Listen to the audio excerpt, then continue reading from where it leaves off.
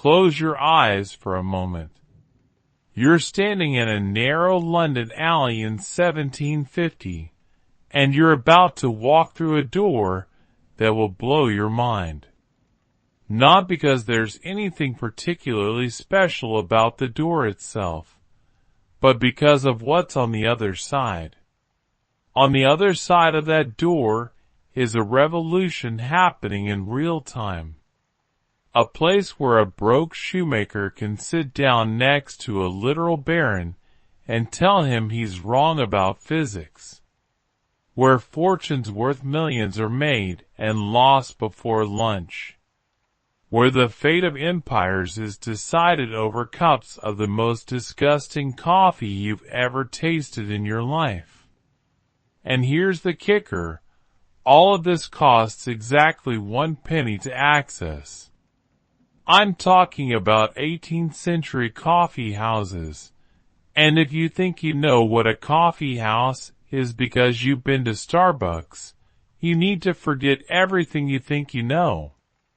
These places were nothing like the coffee shops on your corner.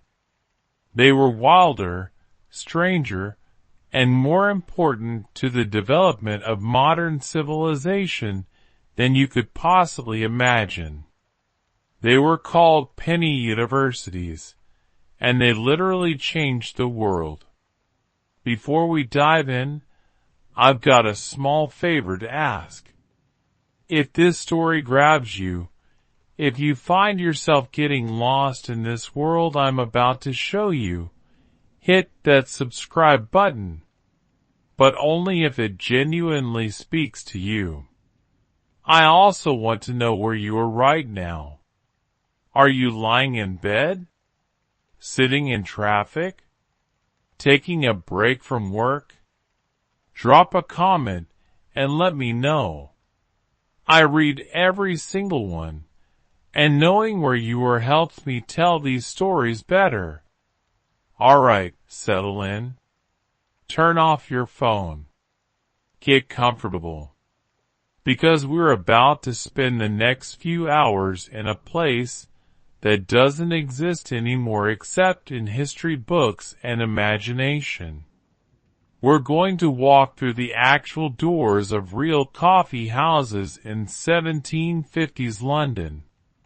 We're going to see what they looked like, smell what they smelled like, meet the people who gathered there, and understand why these smoky, chaotic, absolutely fascinating rooms became the birthplace of the modern world. Let me set the scene for you. It's November 1750. London is massive, over 500,000 people crammed into a city that's bursting at the seams. It's the largest city in the Western world except for Constantinople. And if you're standing in the financial district on a cold evening, you're surrounded by these incredibly narrow alleyways. I'm talking so narrow that two people can barely pass each other without their shoulders touching. The air smells like coal smoke and horse manure, which is basically what every city smelled like back then. But there's something else in that smell, something rich and bitter, and completely foreign to most Londoners. Coffee. That exotic smell is coming from hundreds of coffee houses scattered throughout the city, and people are absolutely obsessed with these places. We're standing at the entrance to a place called Change Alley. This passage is so narrow, you could literally stretch out your arms and touch both walls. It's tiny, unremarkable, the kind of place you'd walk past without thinking twice. But here's the thing, this cramped little alley is the beating heart of global finance.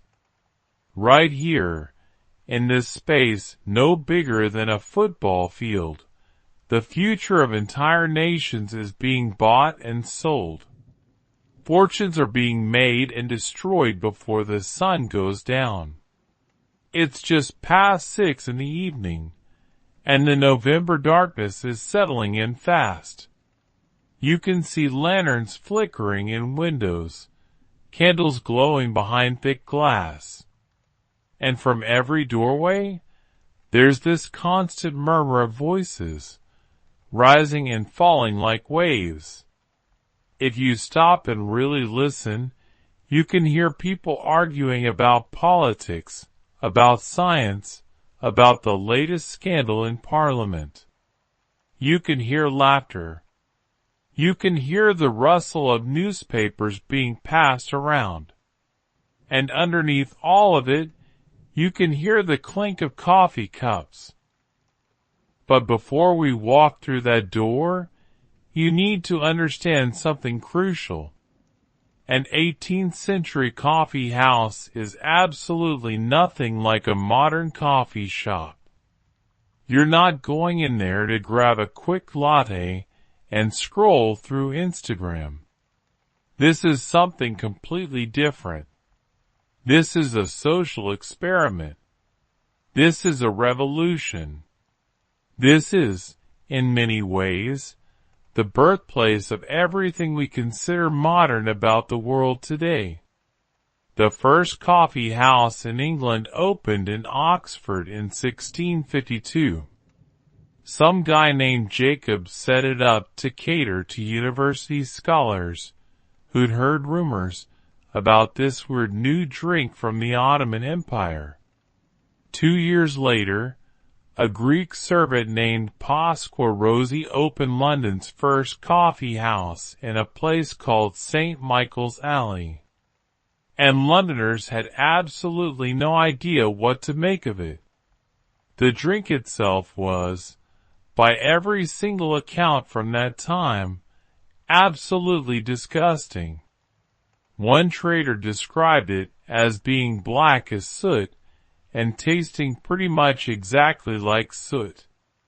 Another person called it a newfangled, abominable, heathenish liquor. And they weren't exaggerating. The beans were over-roasted, usually burnt. Instead of brewing the coffee, they just boiled the grounds directly in water. The result was this thick, gritty, shockingly bitter liquid that you drank with the coffee grounds still floating in your cup. No lattes. No caramel drizzle. No oat milk. Just pure throat-scorching, absolutely terrible coffee. And yet, despite tasting like liquid dirt, people couldn't stop drinking it. Why? Because coffee did something no other beverage could do. It woke you up. It sharpened your mind. It turned your thoughts from foggy to crystal clear. And in a society where everybody drank alcohol from breakfast to bedtime, because the water was literally unsafe to drink, coffee offered something revolutionary. It offered sobriety. It offered clarity. It offered the ability to actually think clearly for the first time in your adult life. By 1739, there were over 550 coffee houses in London alone. Each one had its own vibe, its own regular customers, its own unwritten rules. Some were elegant with polished tables and well-dressed patrons. Others were rough, filled with sailors and dock workers and people living on the absolute edge of society. But every single one of them shared one remarkable feature. For the price of 1 penny, any man could walk in, sit down, and join the conversation. 1 penny. That's it. For that single copper coin, you got a cup of coffee, access to all the newspapers in the house, the right to sit by the fire for as long as you wanted, and most importantly, the right to speak. It didn't matter if you were a duke or a ditch digger. Inside a coffee house, supposedly everyone was equal. That was the dream anyway. A French writer named Maximilien Misson visited London in the late 1600s and described the coffee houses with genuine wonder. He wrote that you could get all kinds of news there. You could sit by a good fire as long as you pleased. You got coffee. You could meet friends and do business. And all of this cost exactly 1 penny if you didn't want to spend more. It sounded almost utopian. A place where information flowed freely, where ideas could be exchanged without fear, where a working man could educate himself just by listening to the conversations around him. The coffee houses earned a nickname that stuck: penny universities. But here's the thing about utopias. They're never as perfect as they seem. Because even though coffee houses opened their doors to men of all classes, they kept those doors absolutely shut to half the population. Women weren't allowed. Not as customers anyway. A few women owned coffee houses or worked there serving coffee, but the vast majority of women were completely excluded from this vibrant public space. The official reason was that coffee houses were places of serious political and intellectual discourse, and such matters weren't the concern of respectable women. The unofficial reason was darker. There was this lingering suspicion that any woman who entered a coffee house alone must be a prostitute. Just crossing that threshold marked you as improper, as transgressive. So the women of London watched from outside, while their husbands, fathers, and brothers spent hours or entire days in these mysterious establishments. In 1674, this satirical pamphlet appeared called the Women's Petition Against Coffee. It claimed to speak for the frustrated wives of London, and it went absolutely nuclear on coffee and coffee houses. The pamphlet called coffee a newfangled, abominable, heathenish liquor. It accused the drink of making men unmanly, of draining their vitality, of turning them into pale, hollow-eyed creatures who cared more about debate than their families. But here's the twist. Historians today are pretty sure the pamphlet wasn't actually written by women at all. It was probably written by tavern owners who were losing business to coffee houses, or by church officials who saw coffee houses as dangerous. It was satire designed to mock coffee house culture by pretending to give voice to angry wives. Whether real or fake, the pamphlet reveals a deeper truth. Coffee houses were changing society, and not everyone was happy about it. Now let's actually step inside.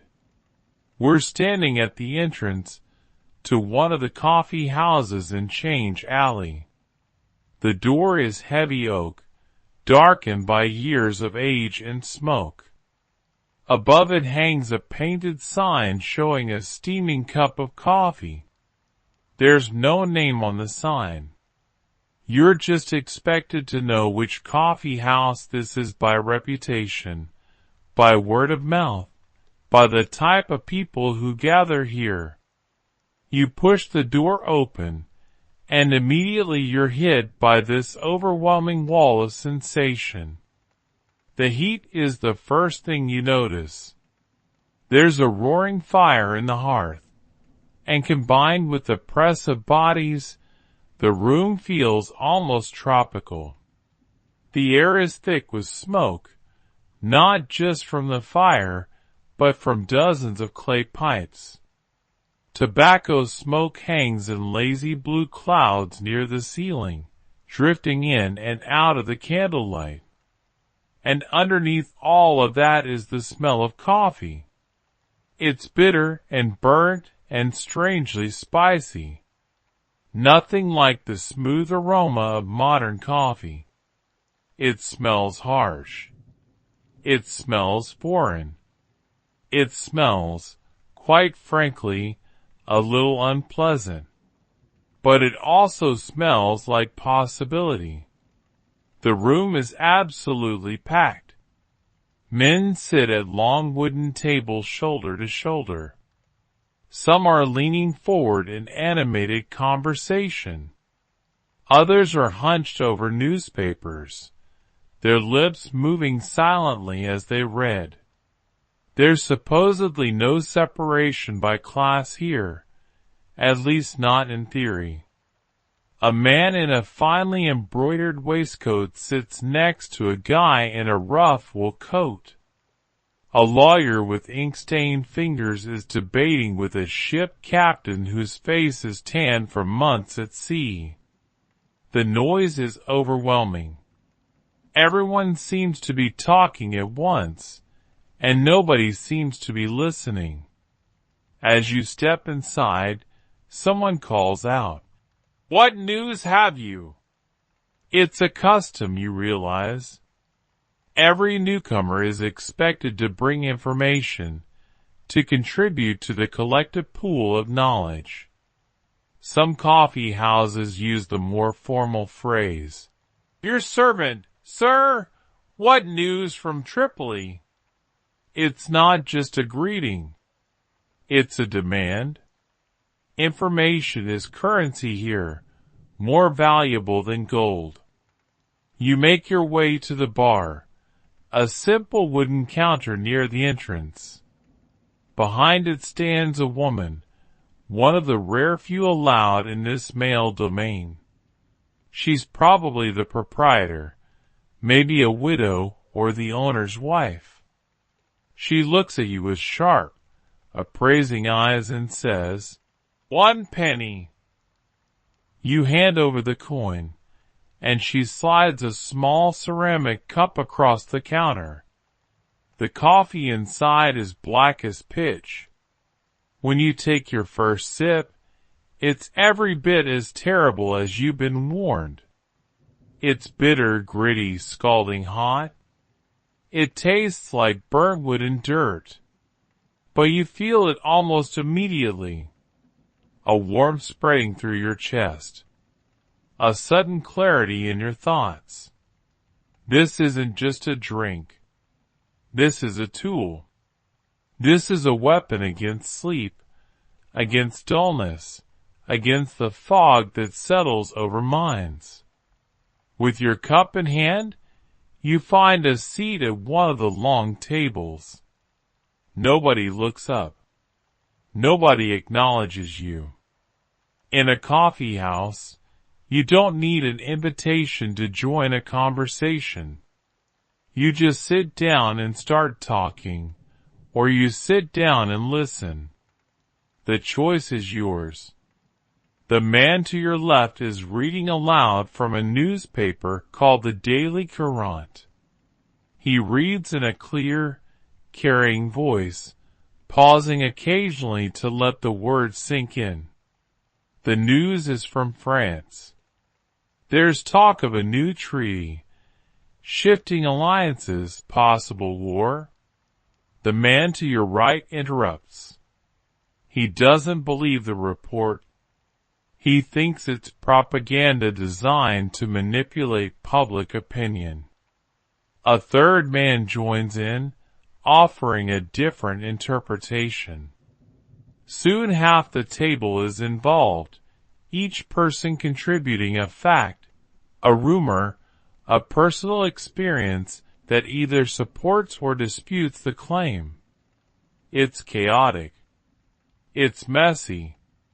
But it's also absolutely electrifying. This is democracy in its rawest form. This is the free exchange of ideas, unfiltered and uncontrolled. You glance around and notice the walls are covered with notices and advertisements. One poster advertises imported silk. Another offers lessons in French and Italian. A third announces an upcoming lecture on astronomy. And tucked between them all are handwritten notes, some requesting information, others offering services. There's even this small bag hanging on the wall, its mouth open. It's a mail slot. Many men actually use coffee houses as their mailing addresses. Letters arrive here, get sorted, and are handed over when recipients visit. It's more reliable than the official postal system, and way more convenient. But the most remarkable thing about this room isn't the coffee, or the newspapers, or even the conversations. It's the people themselves. Look around. Really look. At that table near the window sits a clergyman in black robes, deep in conversation with a Jewish merchant. By the fire, a young student from Cambridge is arguing with a retired naval officer. In the corner, a poet scribbles in a notebook, occasionally glancing up to eavesdrop on nearby discussions.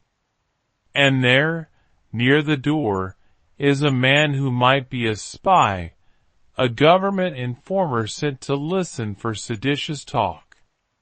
Or maybe he's just a curious bystander. It's impossible to tell. This is the paradox of the coffee house.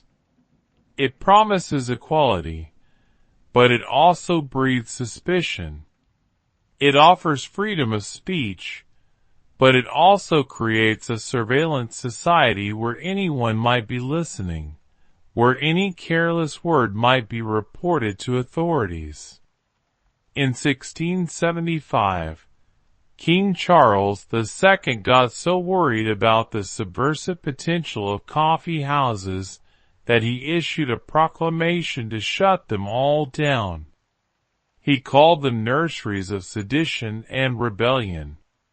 He feared that the free exchange of ideas would lead to revolution, to the overthrow of the monarchy. And maybe he was right to fear. His own father, King Charles I, had been executed during the English Civil War. The memory was still fresh. But the king's proclamation backfired spectacularly. The public outcry was so intense that Charles was forced to rescind the order just 11 days later. The coffee houses had won.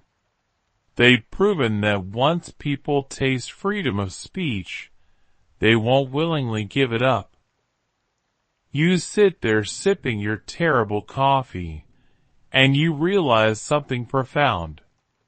This room, this cramped, smoky, chaotic room, is changing the world.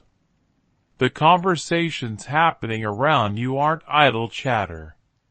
They're the seeds of scientific discovery, of literary masterpieces, of political movements that will reshape nations. Ideas are being born here that will outlive everyone in this room. And you're witnessing it all for the price of 1 penny. The candles flicker. The fire crackles. The voices rise and fall. And you understand why people call these places penny universities. Because education is happening here. Not the formal, structured education of Oxford or Cambridge, but something wilder, something more democratic. Here a poor man can learn about science from a gentleman. Here a tradesman can debate theology with a scholar. Here knowledge isn't locked behind institutional walls. It's available to anyone willing to listen, willing to think, willing to engage. But you also sense the contradictions. This place claims to welcome all men, but excludes all women. It claims to value reason and sobriety, but debates can turn vicious, personal, even violent. It claims to be a space of equality, but you can see that men in finer clothes still command more respect, still have their opinions heard more readily.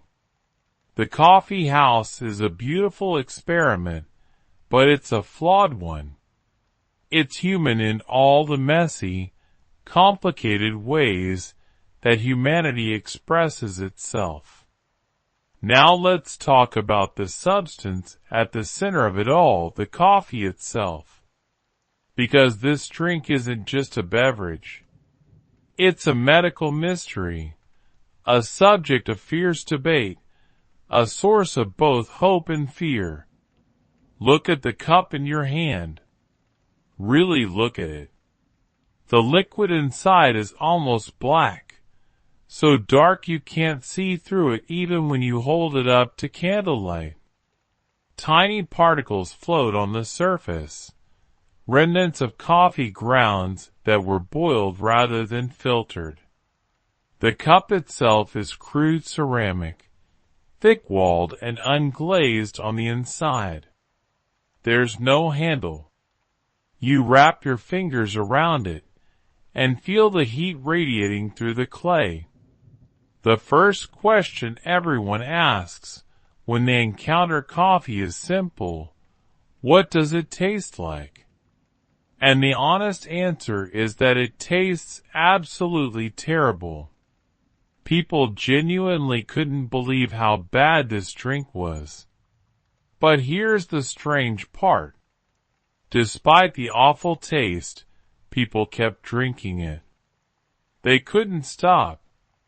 By 1663, just 11 years after London's first coffee house opened, there were already 82 coffee houses in central London. By 1739, that number had exploded to over 550. Something about this vile-tasting liquid was irresistible. And that something, of course, was caffeine. Now, the people of 18th century London didn't know about caffeine. The compound wouldn't be isolated until 1820, more than 70 years in the future. But they absolutely felt its effects. They felt how it sharpened their thoughts, drove away sleepiness, made hours of conversation feel effortless and exciting. Think about it. If you spent your morning drinking small beer, your afternoon drinking wine, and your evening drinking port or brandy, your mind would exist in a permanent fog. You'd function, sure, but you wouldn't be sharp. Coffee changed that. For the first time, ordinary people had access to a stimulant that made them feel more awake, more alert, more capable of complex thought. Coffee became known as the drink of reason. While alcohol dulled the mind and loosened inhibitions, coffee did the opposite. It focused you. It made you want to engage in debate, to read, to think deeply about complicated subjects. This is why coffee houses became intellectual powerhouses. It wasn't just the social atmosphere. It was the drug itself, the caffeine flooding through everyone's system, creating a room full of people who were wired, alert, and ready to argue about absolutely anything. But caffeine wasn't the only reason people drank coffee. There was another factor, and it was medical. In the 17th and 18th centuries, coffee was widely believed to have medicinal properties. And I don't mean mild health benefits. I mean serious disease-curing, life-saving properties. The medical establishment was genuinely divided on whether coffee was a miracle cure or a dangerous poison. On one side, you had coffee enthusiasts. These were doctors and natural philosophers who believed coffee could treat an astonishing range of ailments. According to various medical texts, coffee was said to cure what they called head melancholy, which we might call depression today. It was said to cure drunkenness, which makes sense given that it counteracts alcohol's effects. It was claimed to treat gout, scurvy, and even smallpox, one of the deadliest diseases of the era.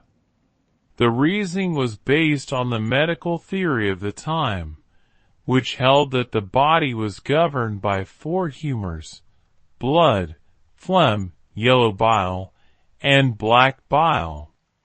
Disease occurred when these humors became imbalanced. Coffee, being hot and dry in nature according to this system, was thought to counteract cold and wet humors. If you were suffering from melancholy caused by excess black bile, coffee's hot and dry properties should theoretically balance you out.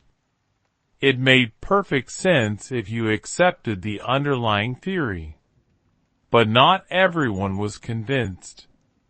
On the other side were doctors and moralists who believed coffee was actively harmful. Coffee, they claimed, could cause tremors in high doses. It could contribute to heart problems. It could lead to paralysis. One experimentalist worried that prolonged coffee drinking would cause nerves to become overstimulated and eventually fail altogether. There was also a more scandalous claim that showed up in that infamous 1674 pamphlet. It alleged that coffee made men unmanly, that the drink sapped men's vital fluids and left them weak, pale, and unable to fulfill their marital duties.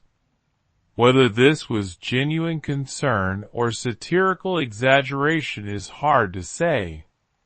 So who was right? The truth lies somewhere in between. Coffee does have genuine medical effects. Caffeine is a stimulant that increases alertness and can improve cognitive function. It can help with certain types of headaches. It can counteract alcohol's depressant effects. But coffee also has real side effects. In high doses, caffeine can cause tremors, anxiety, insomnia, and heart palpitations. Here's what makes this debate fascinating. Neither side had any understanding of the actual mechanism at work. They didn't know about caffeine or neurons or neurotransmitters. They were fumbling in the dark, trying to explain effects they observed using a medical framework that was completely incorrect. And yet, through trial and error and careful observation, they figured out some truths. Coffee does make you more alert. It can also cause problems if you overdo it. They were right about the effects, even if they were wrong about the causes. There's a wonderful story about Robert Boyle, one of the founders of modern chemistry, and a regular at London coffee houses. Boyle was fascinated by coffee, and conducted his own experiments. He would vary the amount he drank, the time of day, the preparation method. He kept meticulous notes on how each variation affected his ability to think and work.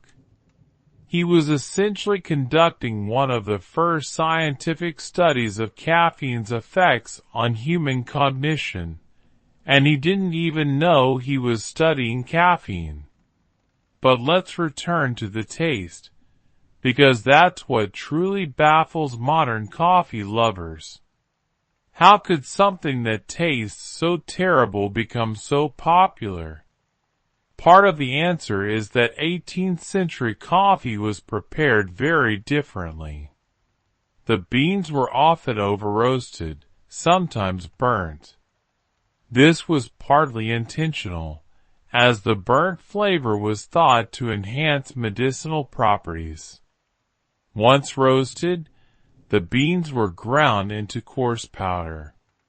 Then instead of brewing by passing hot water through the grounds, they simply boiled the grounds directly in water. The result was a thick, sludgy beverage with grounds floating in it. You drank it grounds and all. People would take a sip, swish it around to strain out the worst of the grit, and swallow. It was unpleasant, but undeniably effective. Some coffee houses tried to improve the taste by adding spices. Cinnamon, cloves, and nutmeg were common. These not only masked some bitterness, but also added exotic appeal. Others added sugar, which was expensive, but increasingly available thanks to the brutal sugar trade from Caribbean plantations. But purists insisted real coffee should be drunk black, bitter, and strong. Sound familiar? The same debates we have today about proper coffee drinking were already raging in the 1700s. There's also something to be said for the ritual.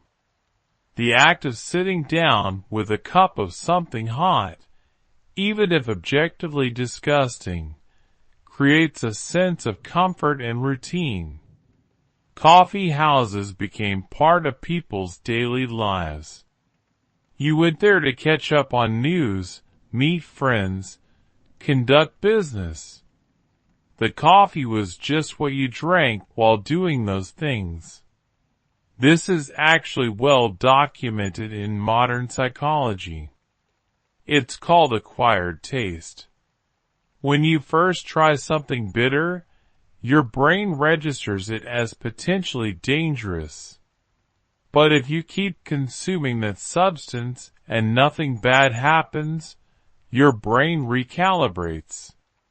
It learns that this particular bitter thing is safe, even enjoyable. The people of 18th century London were going through this process in real time. There's one more aspect of coffee's appeal: its exotic origins. Coffee came from far away, from the Ottoman Empire and beyond. When you drank coffee in 1750 London, you were participating in a global economy. The beans in your cup had traveled thousands of miles, passing through farmers in Yemen or Ethiopia, traders in Constantinople, merchants in Venice or Amsterdam, finally arriving in London.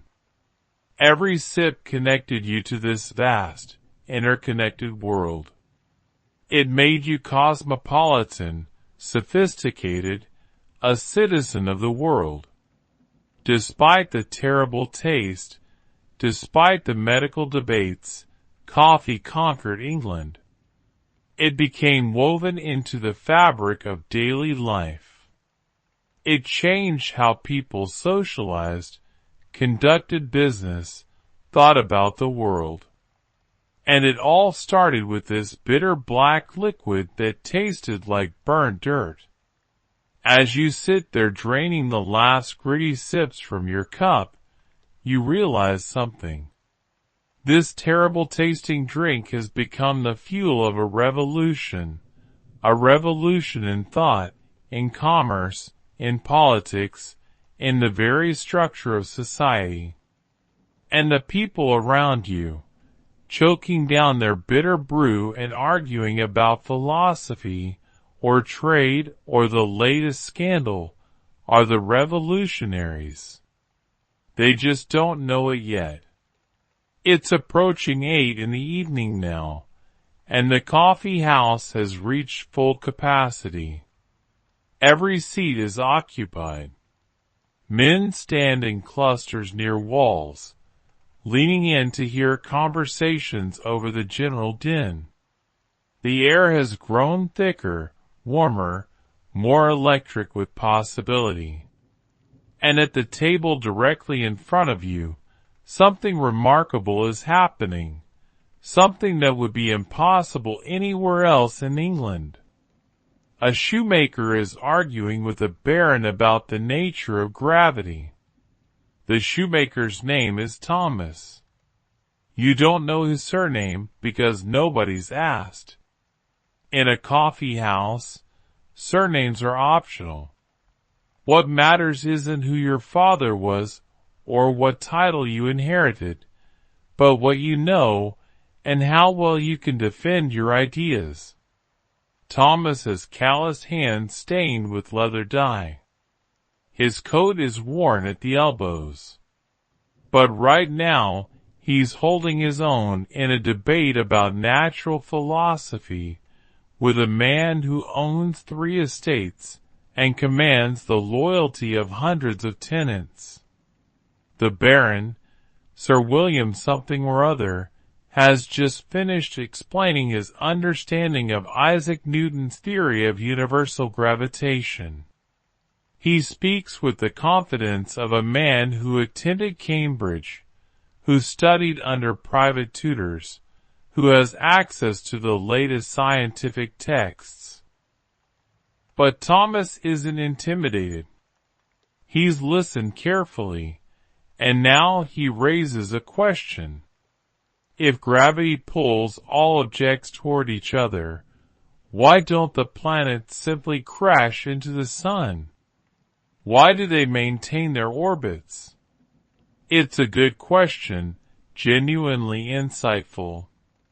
Sir William pauses, considers, then attempts an answer involving centrifugal force and the balance of attractions. Thomas nods slowly. He's not convinced, but he's thinking. Around them, other men have stopped their conversations to listen. This right here is what the penny universities are all about. This is why people call these places the most democratic institutions in England. The term penny university wasn't just a clever nickname. It was a genuine description of what happened in these spaces. For 1 penny, any man could enter and receive an education that rivaled what was available at Oxford or Cambridge. Not the same education, mind you. There were no formal lectures, no examinations, no degrees awarded. But there was something perhaps more valuable. Access to ideas, to information, to people who knew things you didn't know. Let me give you a sense of scale. In 1750, if you wanted to attend Oxford or Cambridge, you needed several things. First, you needed to be male.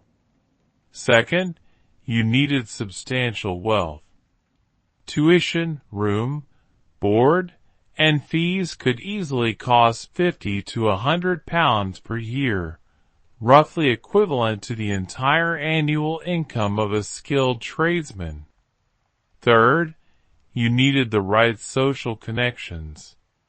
Universities weren't meritocracies. They were finishing schools for sons of gentlemen.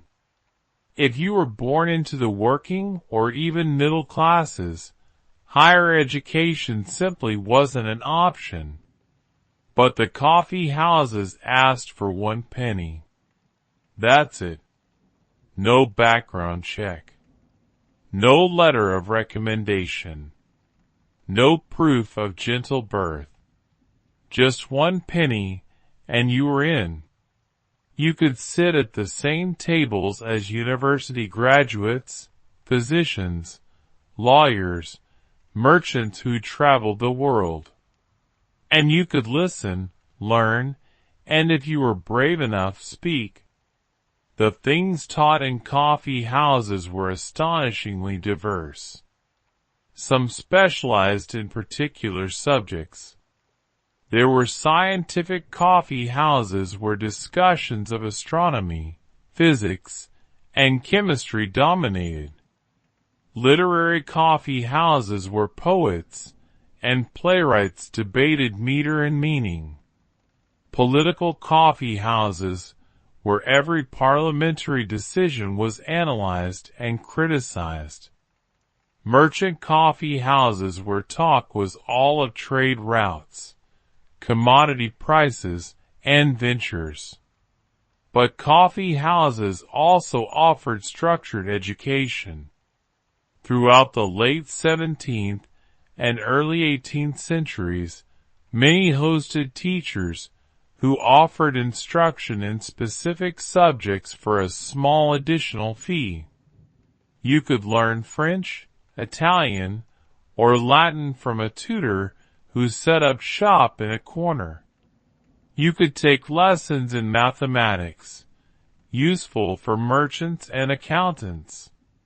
You could study astronomy, fencing, dancing, or gentlemanly deportment.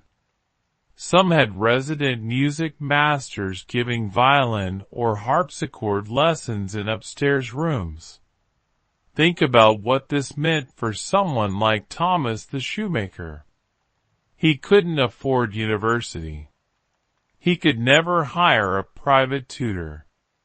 But if he was curious, if he was willing to sit in a coffee house for a few hours each week, he could learn Latin. He could learn enough mathematics to understand commerce and navigation. He could read newspapers exposing him to ideas from across Europe.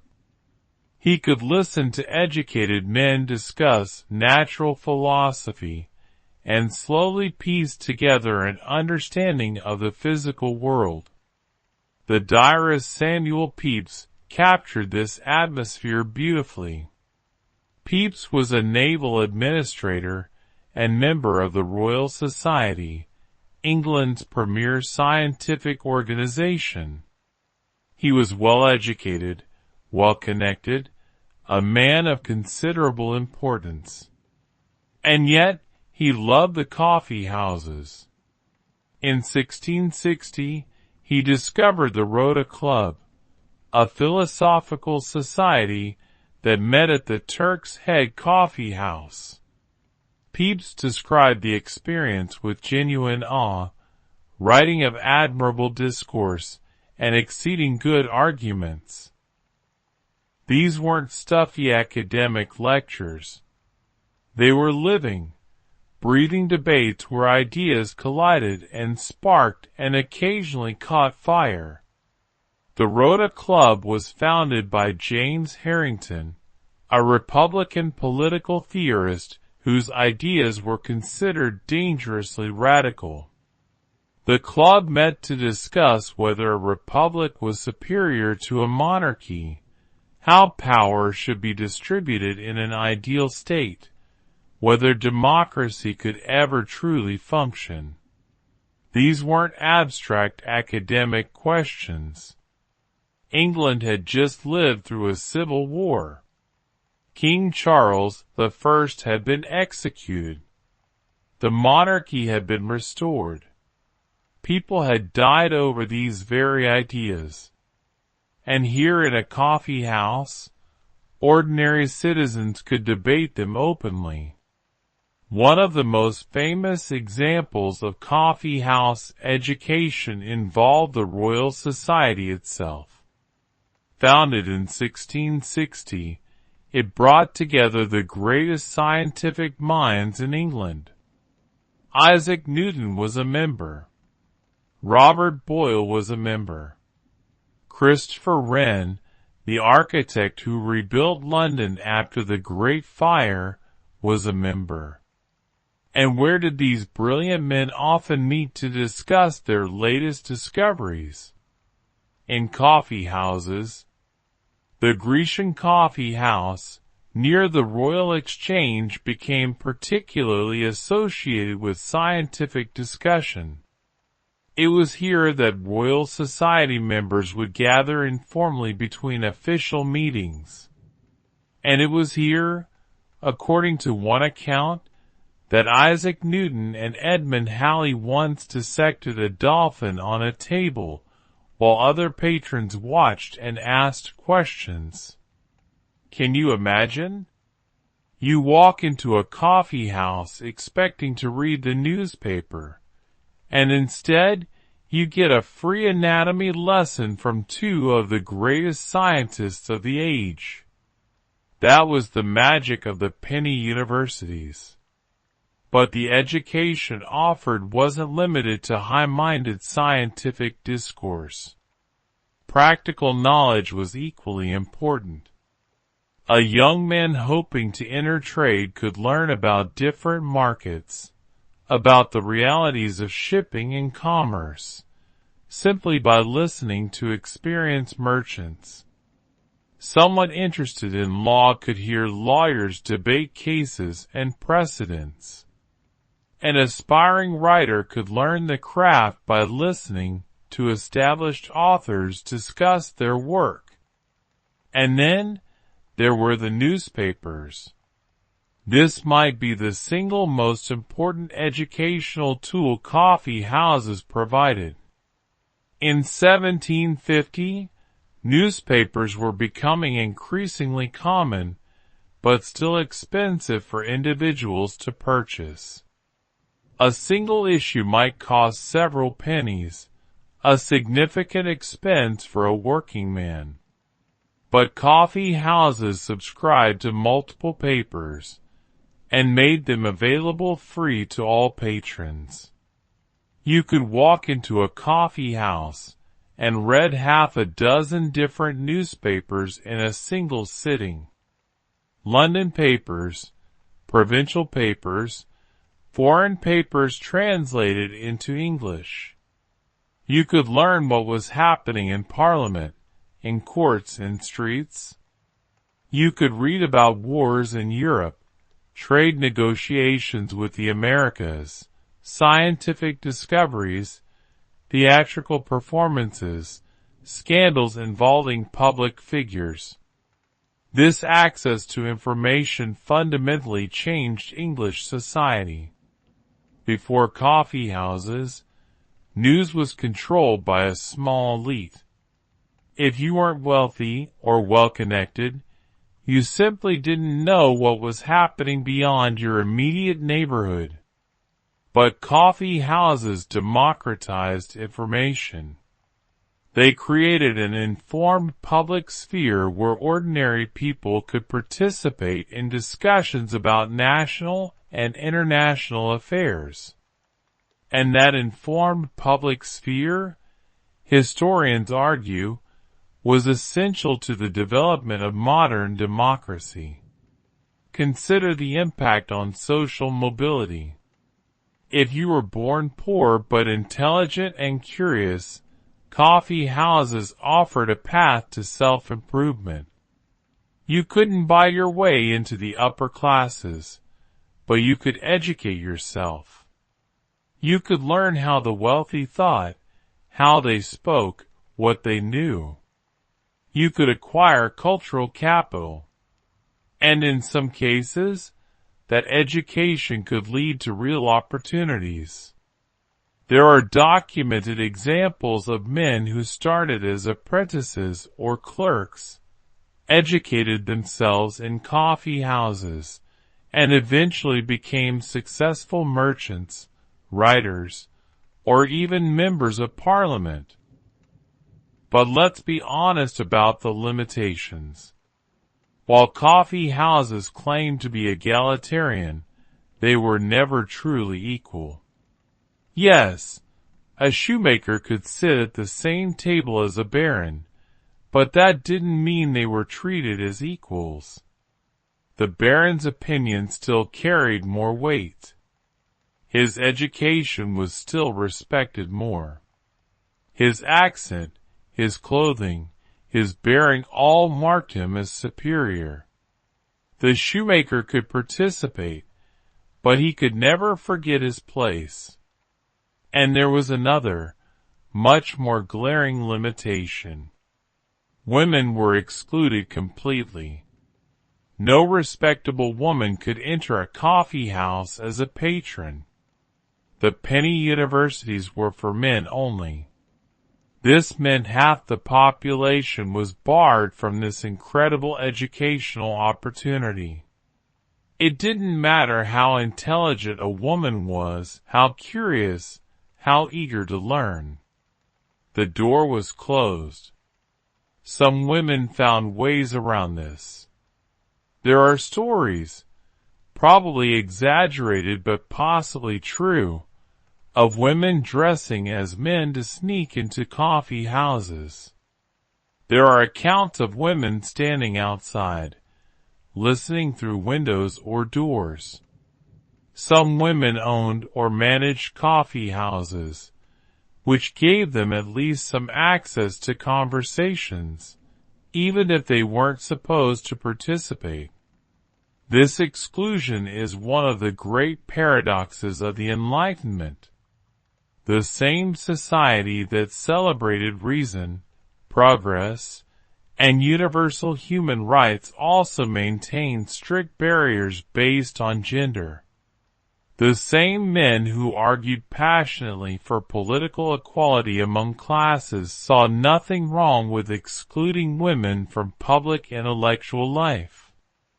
Still, within their limitations, the penny universities were revolutionary.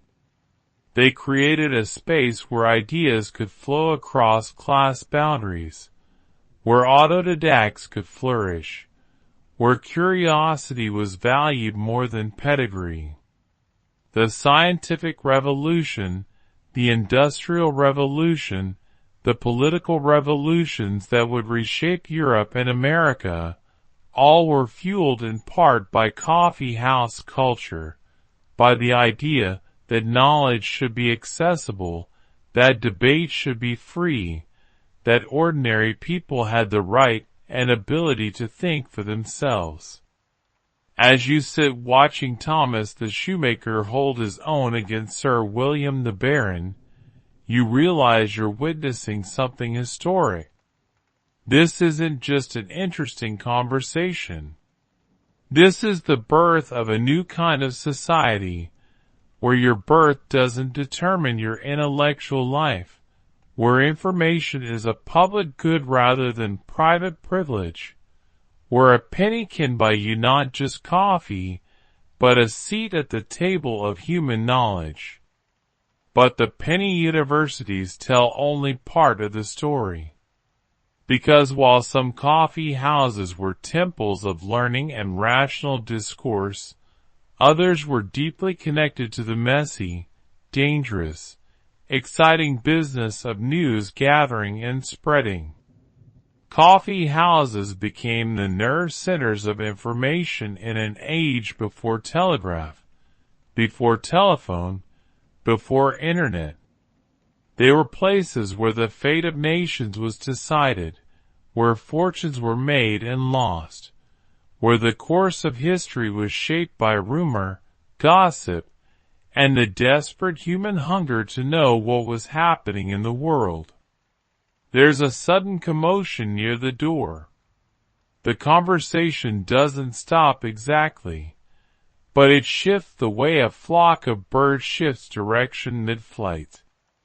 Everyone's attention pivots toward the entrance. A man has just burst through the door, his coat damp from light rain that's begun falling outside. He's breathing hard as though he's been running. And in his hand, he clutches a folded piece of paper. "What news have you?" someone shouts from across the room. It's the ritual greeting, but this time there's genuine urgency because this man, this breathless courier, is what they call a runner. And runners don't run unless the news is important.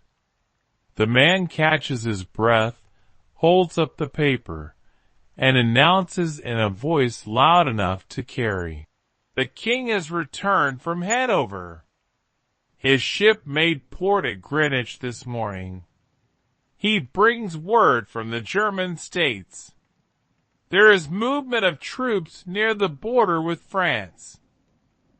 The room erupts, not with panic, but with that peculiar electricity of people who suddenly have something important to discuss. Men cluster around the runner, peppering him with questions. What else did he hear? Who was on the ship? What does this mean for English foreign policy? And most importantly, is this information reliable? Welcome to the information economy of 18th century London, where news wasn't something that appeared on your phone or computer screen, but something that moved at the speed of human feet. Where a piece of paper carried from one coffee house to another could change the direction of markets, the outcomes of elections, the fates of nations. Where knowing something an hour before everyone else could make you rich, and knowing something false could ruin you completely. The coffee houses weren't just places where news was consumed. They were where news was created, verified, distributed, and most importantly, weaponized. They were the internet of their age, the social media platforms, the news aggregators. And like modern social media, they were simultaneously brilliant and dangerous, democratic and chaotic, empowering and misleading. In 1750, there was no CNN. There was no BBC. There were newspapers, yes, but they came out only a few times per week. By the time they were printed and distributed, the information was already hours or even days old. If you wanted to know what was happening right now, you went to a coffee house. Because coffee houses had runners. These were men employed by coffee house owners, or sometimes just ambitious individuals hoping to earn tips, whose job was to circulate through the city collecting information. They'd go to the docks to hear what ships had arrived, and what news they'd brought from foreign ports. They'd go to the Royal Exchange to learn about changes in commodity prices. They'd go to Westminster to catch wind of parliamentary debates. They'd go to courts to hear about legal decisions. And then they'd run, literally run from coffee house to coffee house, sharing what they'd learned. The system was remarkably efficient. A ship could dock at the port of London, and within an hour every major coffee house in the city would know about it.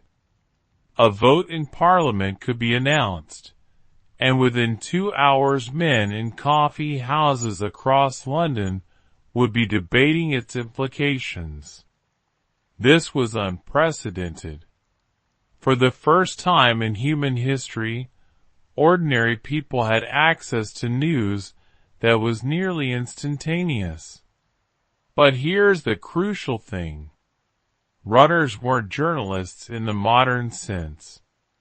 They had no editors, no fact-checkers, no standards of verification. They simply passed along whatever they heard, and it was up to coffee house patrons to decide what was true. This meant rumor and fact flowed together in an undifferentiated stream. A runner might bring accurate news about troop movements in one breath and completely false gossip about a member of parliament in the next. Unless you had independent sources of verification, you had no way to tell which was which. This created a market for information literacy. Men who frequented coffee houses became experts at evaluating sources. They learned which runners were reliable and which exaggerated. They learned to cross-reference information from multiple sources before acting on it. They learned to read between the lines, to detect bias, to separate probable truth from probable fiction. In other words, they developed the exact same skills we need today to navigate social media. The technology has changed. The challenge is not.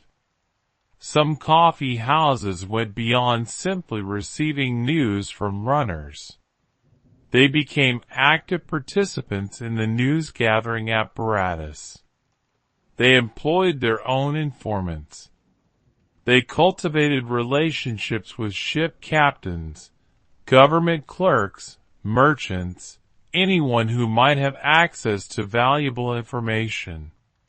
The best coffee houses became known for the quality of their intelligence, and men would pay a premium to frequent them. Edward Lloyd understood this better than almost anyone. His coffee house, Lloyd's, was located near the Thames docks and attracted primarily merchants and sailors involved in shipping. Lloyd realized these men didn't just want coffee. They wanted information about which ships had arrived, which had sailed, which had been lost at sea.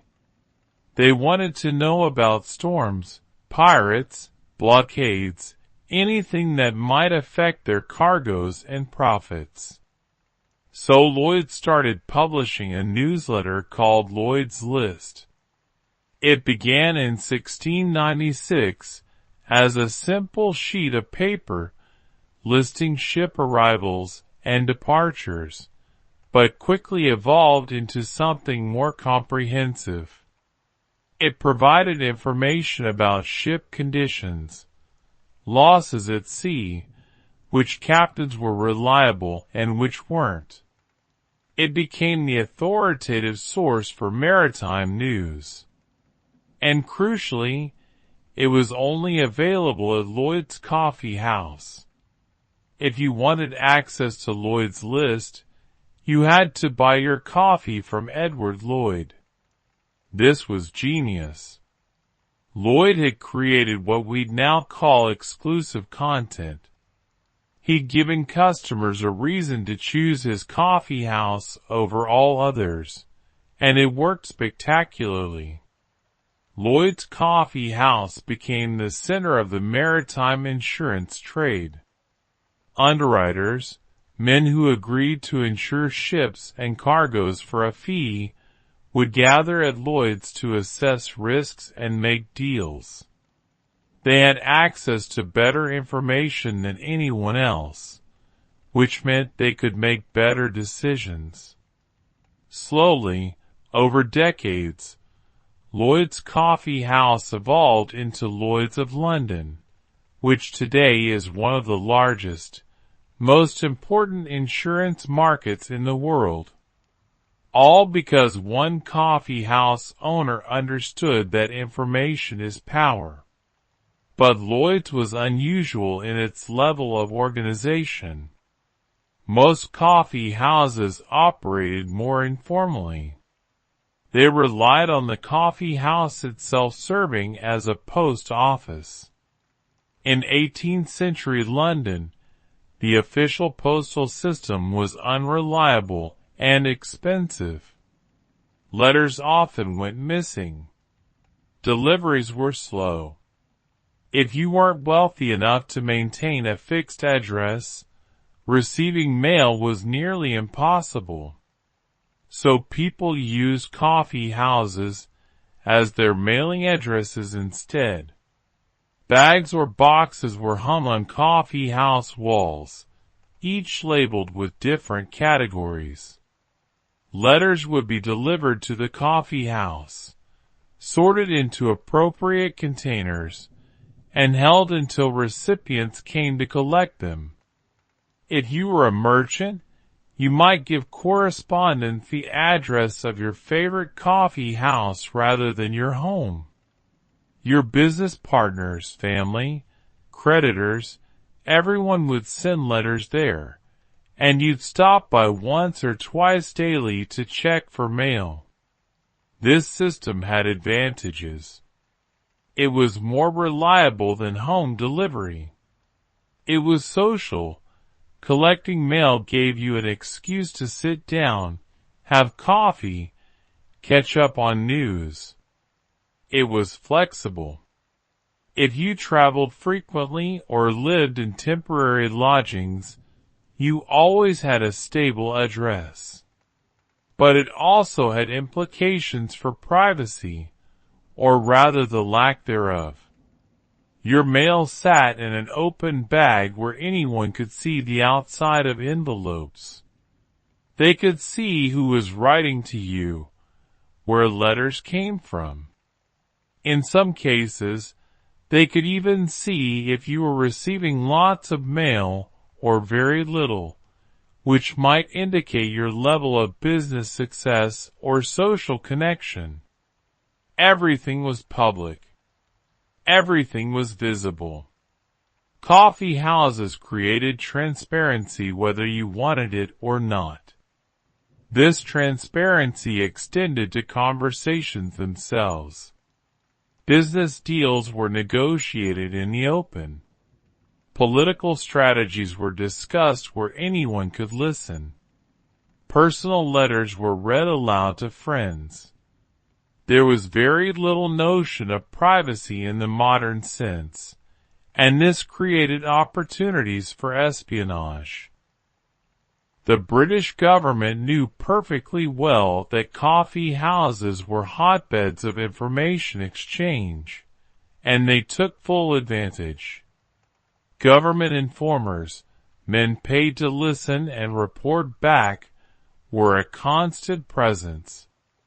They'd sit quietly in corners, nursing their penny cup of coffee for hours, taking mental notes of who said what. Any talk that smacked of sedition, disloyalty to the crown, or sympathy for Jacobite rebels or Republican ideals could and would be reported. The most famous example occurred in 1696, when several patrons of Jonathan's coffee house were implicated in a plot to assassinate King William III. The plot was discovered partly because informers in various coffee houses had reported suspicious conversations. The plotters thought they were safe, speaking in coded language, trusting that the noise and chaos would protect them. They were wrong. Several men were arrested, tried, and executed. The lesson was clear. Coffee houses might feel like safe spaces, but they were anything but. Yet despite the risks, people kept talking.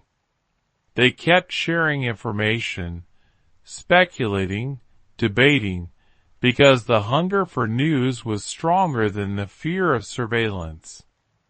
As the 18th century progressed, newspapers became more sophisticated, more numerous, more central to coffee house culture. By 1750, London had dozens of newspapers, each with its own political bias, its own audience, its own agenda. There were Whig papers and Tory papers.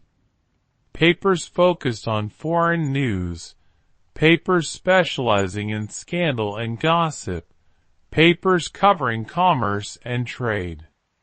Coffee houses subscribed to as many as they could afford.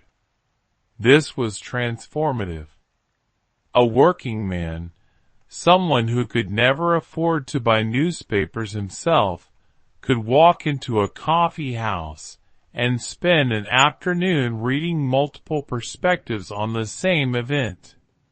He could compare how the Whig paper covered a parliamentary debate versus how the Tory paper covered it. He could learn to detect bias, to read critically, to think for himself. This was media literacy education happening organically. There was also the phenomenon of reading aloud. Not everyone who came to coffee houses was literate. Literacy rates in 18th century England hovered around 60% for men, and perhaps 40% for women among those few who had access to coffee houses. But illiteracy wasn't a barrier to accessing information, because literate patrons would read newspapers aloud. Sometimes this was done informally, a man reading to a friend. But sometimes it was done deliberately, with someone taking on the role of public reader, delivering news to a gathered audience like a performance. This oral culture created its own dynamics.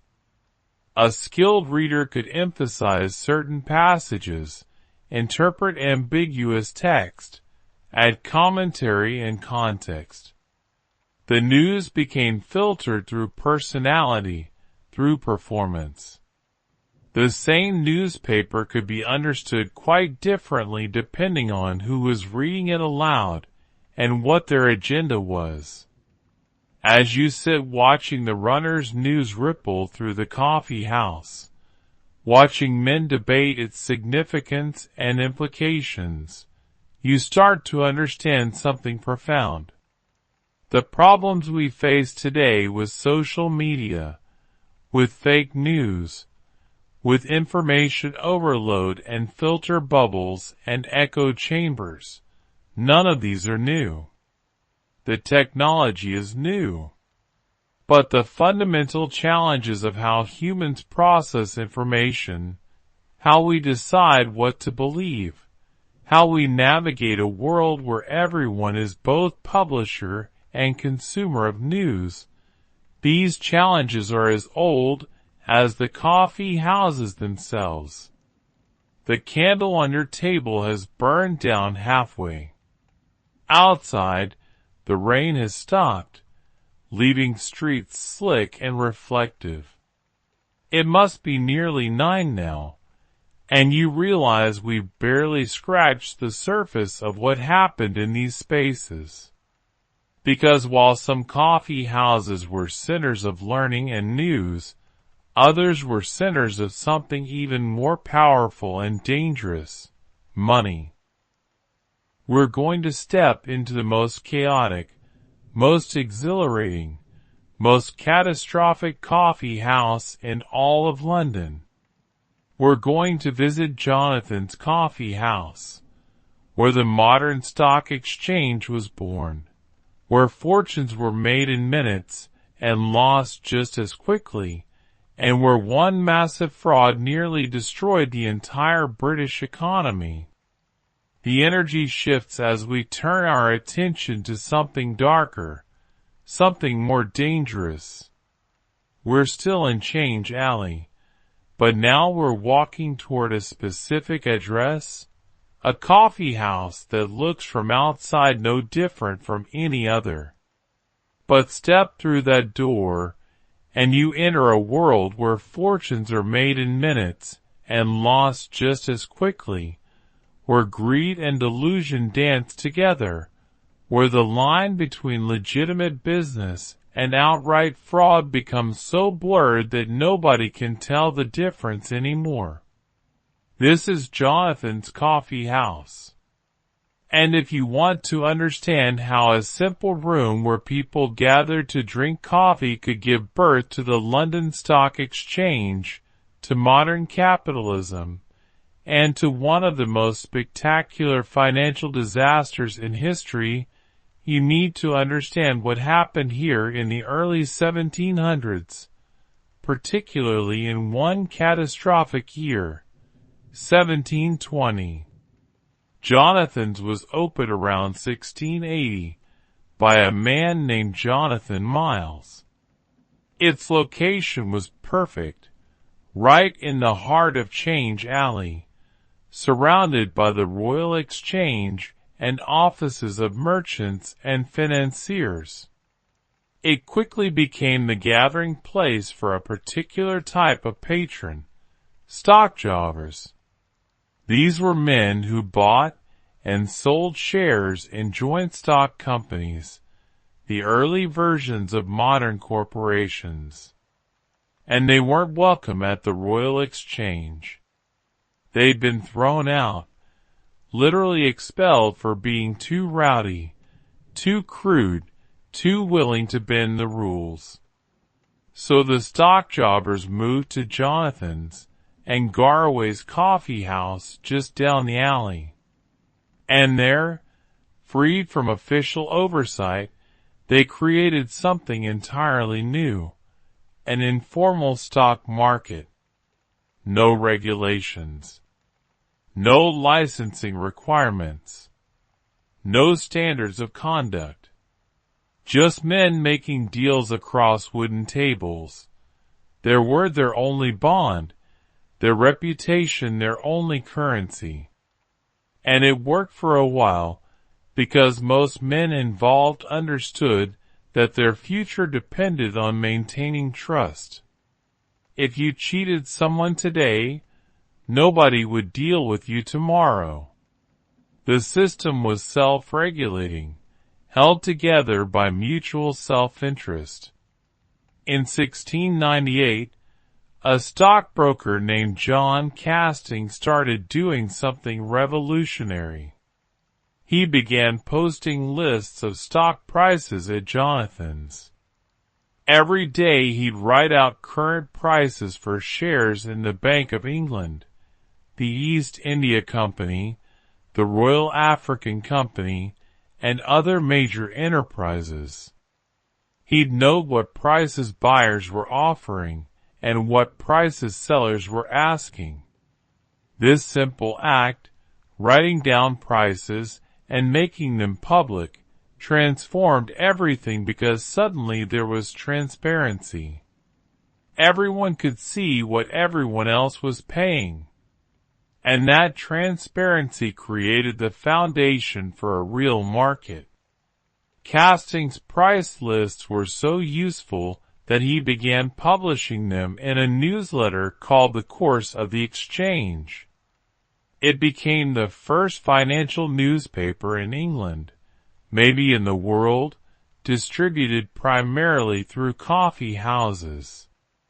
The coffee house had become the beating heart of the British financial system. But transparency and trust can only go so far when enormous amounts of money are at stake. And in the early 1700s, the stakes became truly enormous because Britain was in trouble. The country had been fighting wars almost continuously for decades. The War of the Spanish Succession had ended in 1713, but it had left Britain drowning in debt. The government owed millions of pounds with no clear way to pay it back. And then someone had an idea, a brilliant, audacious, ultimately catastrophic idea. What if you could convert government debt into shares in a private company? The company created to do this was called the South Sea Company, founded in 1711. The South Sea Company was granted a monopoly on trade with South America and the South Sea Islands. This sounded fantastic. Imagine the riches, Spanish gold, exotic goods, unlimited potential. Except there was one small problem. Spain and Portugal controlled South America, and they had no intention of allowing British merchants to trade freely in their territories. The monopoly was essentially worthless. But that didn't matter because the real business of the South Sea Company was never trade.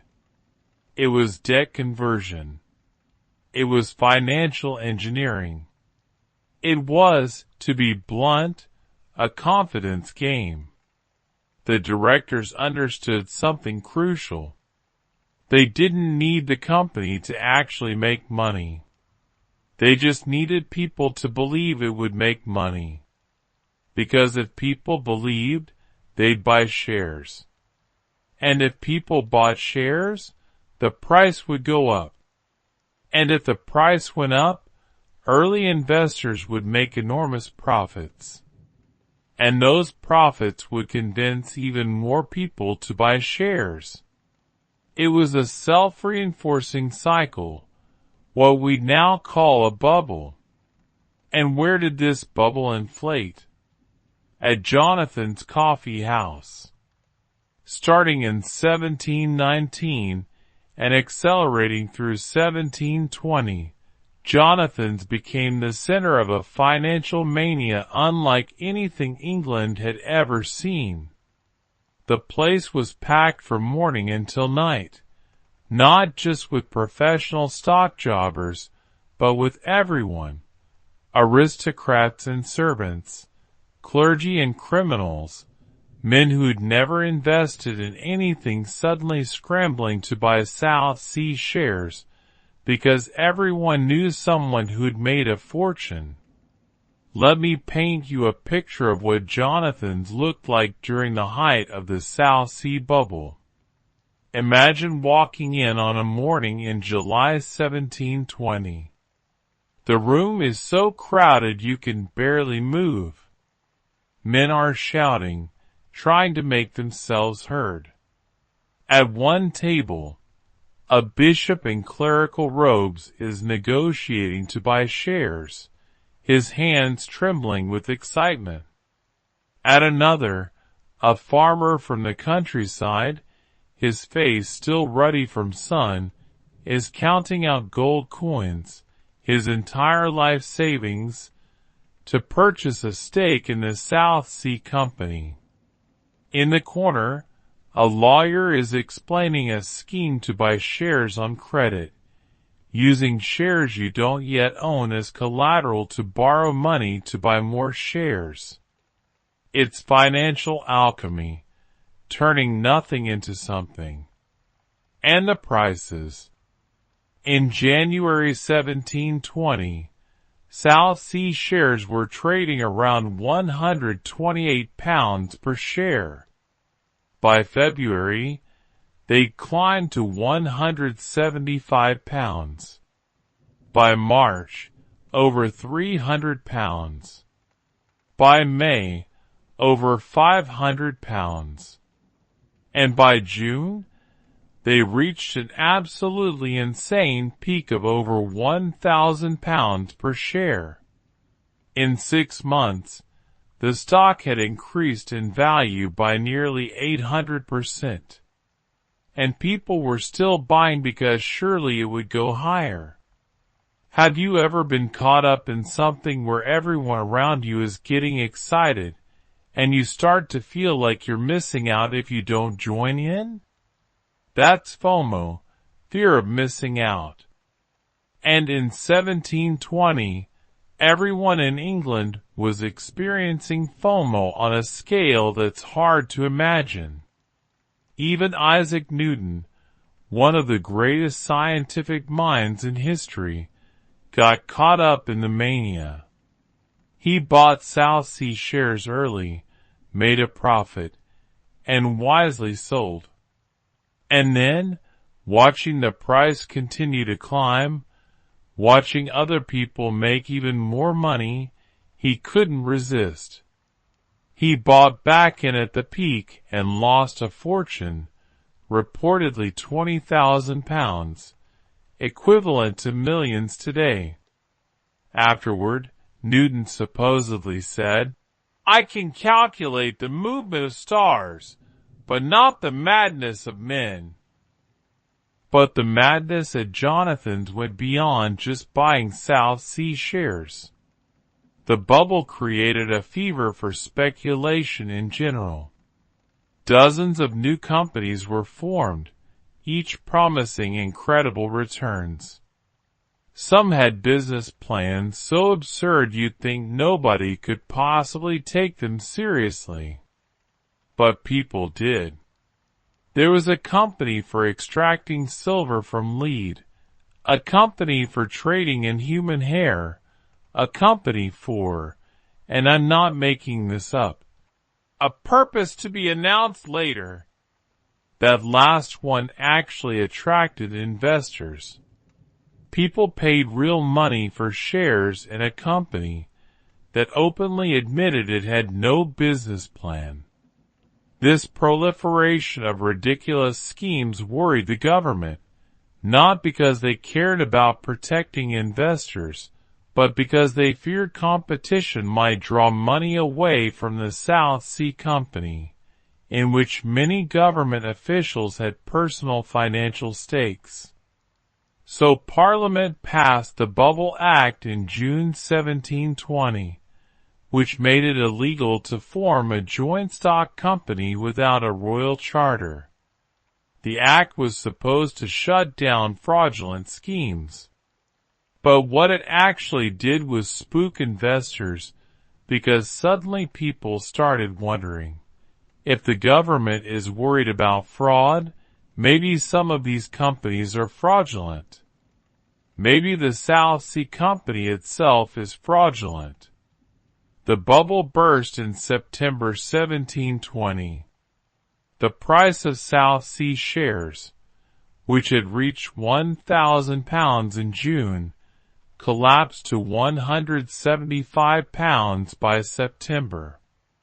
Thousands of people were ruined. Life savings evaporated. Estates that had been in families for generations were lost. Some people committed suicide. The scandal was enormous. Several members of Parliament and government ministers were found to have accepted bribes from South Sea Company directors. The corruption went to the highest levels of government. It fell to Robert Walpole to clean up the mess.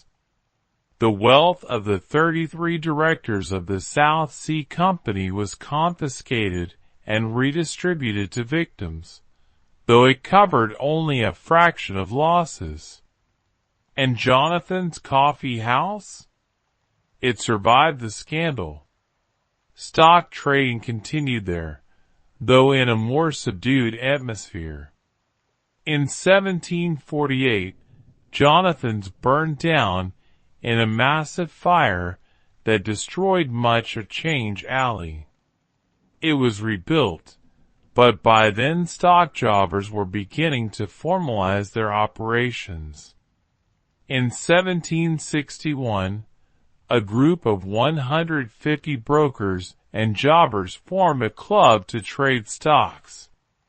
And in 1773, they built their own building and called it the New Jonathan's. But that name didn't last. It was soon renamed the Stock Exchange. So Jonathan's Coffee House gave birth to modern finance. But it also revealed something dark at the heart of that system. The ease with which greed can override reason, the way markets can become detached from reality, the potential for those with inside information and political connections to exploit everyone else. The South Sea Bubble happened 300 years ago. But the patterns it revealed, the human behaviors it exposed, those haven't changed. Every major financial crisis since then, From tulip mania in the Netherlands to the dot-com bubble to the housing crisis of 2008, follows the same basic script. Initial success creates excitement. Excitement attracts new investors. Rising prices justify more excitement. Eventually, prices become disconnected from any rational valuation. And then some small piece of bad news or sudden loss of confidence, triggers a collapse. As you sit in Jonathan's at 9:30 on this November evening in 1750, 30 years after the bubble burst, the memory is still fresh. Men speak of it in hushed, almost reverential tones. It's a cautionary tale, a reminder of what can happen when caution is abandoned in pursuit of easy wealth. But even as they tell these stories, even as they shake their heads at the folly of their predecessors, you can see the same light in their eyes, the same hunger, the same belief that maybe, just maybe, they could be the ones to get rich. Human nature doesn't change. We make the same mistakes over and over, just with different assets and different excuses. We leave Change Alley and step back into the narrow passage. The rain has stopped, but water still drips from eaves overhead. We're making our way through the labyrinth of alleys, heading toward the river, toward the docks, toward a coffee house that will change the world in ways nobody inside it could possibly predict. Lloyd's Coffee House sits on Lombard Street, close enough to the Thames that on foggy mornings you can smell the salt and tar, and exotic cargo passing through the port of London. It's just past 9:30 in the evening, and the place is still packed. But the crowd here is different. These men smell of the sea. Their faces are weathered, tanned, darkened by sun and wind. Their hands are rough with rope burns and calluses. This is Lloyd's. And if you want to understand how a simple coffee house could evolve into one of the most powerful financial institutions on earth, you need to understand what's happening in this room right now. Edward Lloyd opened his coffee house in 1686. From the very beginning, he understood something crucial: location matters. By situating himself near the docks, he guaranteed a steady stream of customers from the maritime trade. But more than that, he understood what those customers needed. They didn't just need coffee. They needed information, faster and more accurately than anyone else could provide it. Maritime commerce in 1750 was the lifeblood of England's global empire. Ships sailed to the Americas, to Africa, to India, to the Far East. They carried wool and manufactured goods out and brought back sugar, tobacco, cotton, tea, spices, enslaved people. The wealth of nations literally floated on wooden ships across thousands of miles of dangerous ocean. And every ship that left port represented an enormous financial risk. Think about it from a merchant's perspective. You've invested everything you own into a cargo of wool being shipped to the American colonies. The ship will be at sea for 6 to 8 weeks each way. During that time, 1,000 things could go wrong. Storms could sink the ship. Pirates could capture it. The crew could mutiny. The cargo could spoil.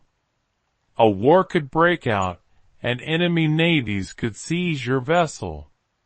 And you, sitting in London, would have no way of knowing what happened until months later, when the ship either returned safely or failed to return at all.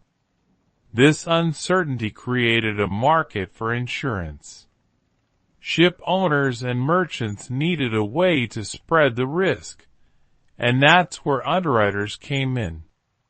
An underwriter was a person, usually a wealthy individual, who would agree to compensate you if your ship was lost in exchange for a fee paid up front. The term underwriter comes from the practice of literally writing your name under the terms of the insurance contract. But how did an underwriter decide what fee to charge? How did they assess the risk? They needed information about which routes were dangerous and which were safe, which captains were skilled and which were reckless, about weather patterns, pirate activity, political instability in foreign ports. They needed exactly the kind of information that flowed through Lloyd's Coffeehouse. Edward Lloyd was a genius at gathering and organizing this information. He started simply by encouraging ship captains to stop by when they returned to port. He'd buy them coffee and chat about their voyage. Where did they sail? What conditions did they encounter? Did they see any suspicious vessels? Were there problems at foreign ports? Lloyd would take notes, then share this information with underwriters who gathered at his establishment. But Lloyd didn't stop there. In 1696, he began publishing Lloyd's List, a simple sheet of paper listing ship movements, when ships arrived, when they departed, any news about vessels lost or damaged. This newsletter was distributed only to patrons of Lloyd's Coffeehouse. If you wanted access to the best maritime intelligence in London, you had to come to Lloyd's and buy your coffee there. Lloyd had created what economists now call an information asymmetry advantage. Underwriters at Lloyd's knew things underwriters elsewhere didn't know. This allowed them to make better decisions. They could charge lower premiums on safe voyages, because they knew those voyages were safe. They could refuse to insure risky ventures that other underwriters might accept out of ignorance. Success bred more success. More underwriters came to Lloyd's. More merchants came looking for insurance. And Lloyd's Coffeehouse became the center of the maritime insurance industry. Let's step into the room and see how this actually worked. The process of negotiating insurance was fascinatingly informal. No desks, no offices, no formal structure whatsoever. Just men sitting at wooden tables drinking coffee and making deals that could involve thousands of pounds. Over there, near the fireplace, you see a ship captain in conversation with three well-dressed gentlemen. The captain is describing his planned voyage to Jamaica. He'll carry manufactured goods from England, sell them in Kingston, load up with sugar and rum, and return. The round trip should take about 4 months. He's looking for underwriters who will insure his ship and cargo for the journey. The three gentlemen are underwriters. They listen carefully, asking questions. What's the condition of the ship? How experienced is the crew? What time of year will the voyage take place? The captain answers each question, Knowing his responses will determine whether these men agree to insure him and at what price. Eventually, after much discussion, they reach an agreement. Each underwriter will take a portion of the risk. One agrees to cover 1/3 of the total value, another takes another third, and the third takes the remaining portion. If the ship is lost, they each pay their share. If the ship returns safely, they each keep their premium as profit. The deal is sealed with handshakes and the scratching of quill pens on paper. This system, informal as it seems, was remarkably effective. It was a system for pooling risk across multiple investors. No single underwriter had to bear the full weight of a potential loss. This meant more ventures could be insured, more ships could sail, more trade could happen. It was a mechanism for enabling risk-taking and therefore for enabling economic growth. But there's something else happening at Lloyd's, something darker we need to acknowledge. While ships carried wool and sugar, they also carried human beings. Enslaved Africans stolen from their homes and transported in horrific conditions to the Americas. And the insurance industry that developed at Lloyd's covered those ships too. Underwriters at Lloyd's Coffeehouse, sitting in their comfortable surroundings, sipping their coffee, made profits by insuring the vessels that carried enslaved people across the Atlantic. The Middle Passage, that nightmare journey that killed millions, was made financially viable in part because of the risk-spreading mechanisms developed at this very establishment. This is the paradox we keep encountering. Coffee houses were engines of progress, of innovation, of intellectual and economic advancement. But they were also deeply embedded in systems of exploitation and oppression. The slave trade, the colonial system, the extraction of wealth from conquered peoples. All of this was facilitated, organized, and profited from by men sitting in London coffee houses, men who probably never even thought about the human cost of what they were doing. To them, it was just business, just numbers on a ledger, just risk and reward. I want you to sit with that for a moment because it's easy to romanticize the past, to see these coffee houses as purely noble institutions. But the truth is always more complicated. The same institutions that spread Enlightenment ideas also spread the reach of empire.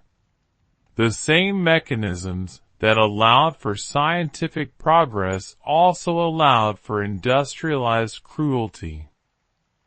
Over the decades, Lloyd's Coffee House became more than just a coffee house. It became an institution. When Edward Lloyd died in 1713, the business continued. The underwriters who gathered there began to organize themselves more formally. They created systems for verifying information, for standardizing insurance contracts, for settling disputes.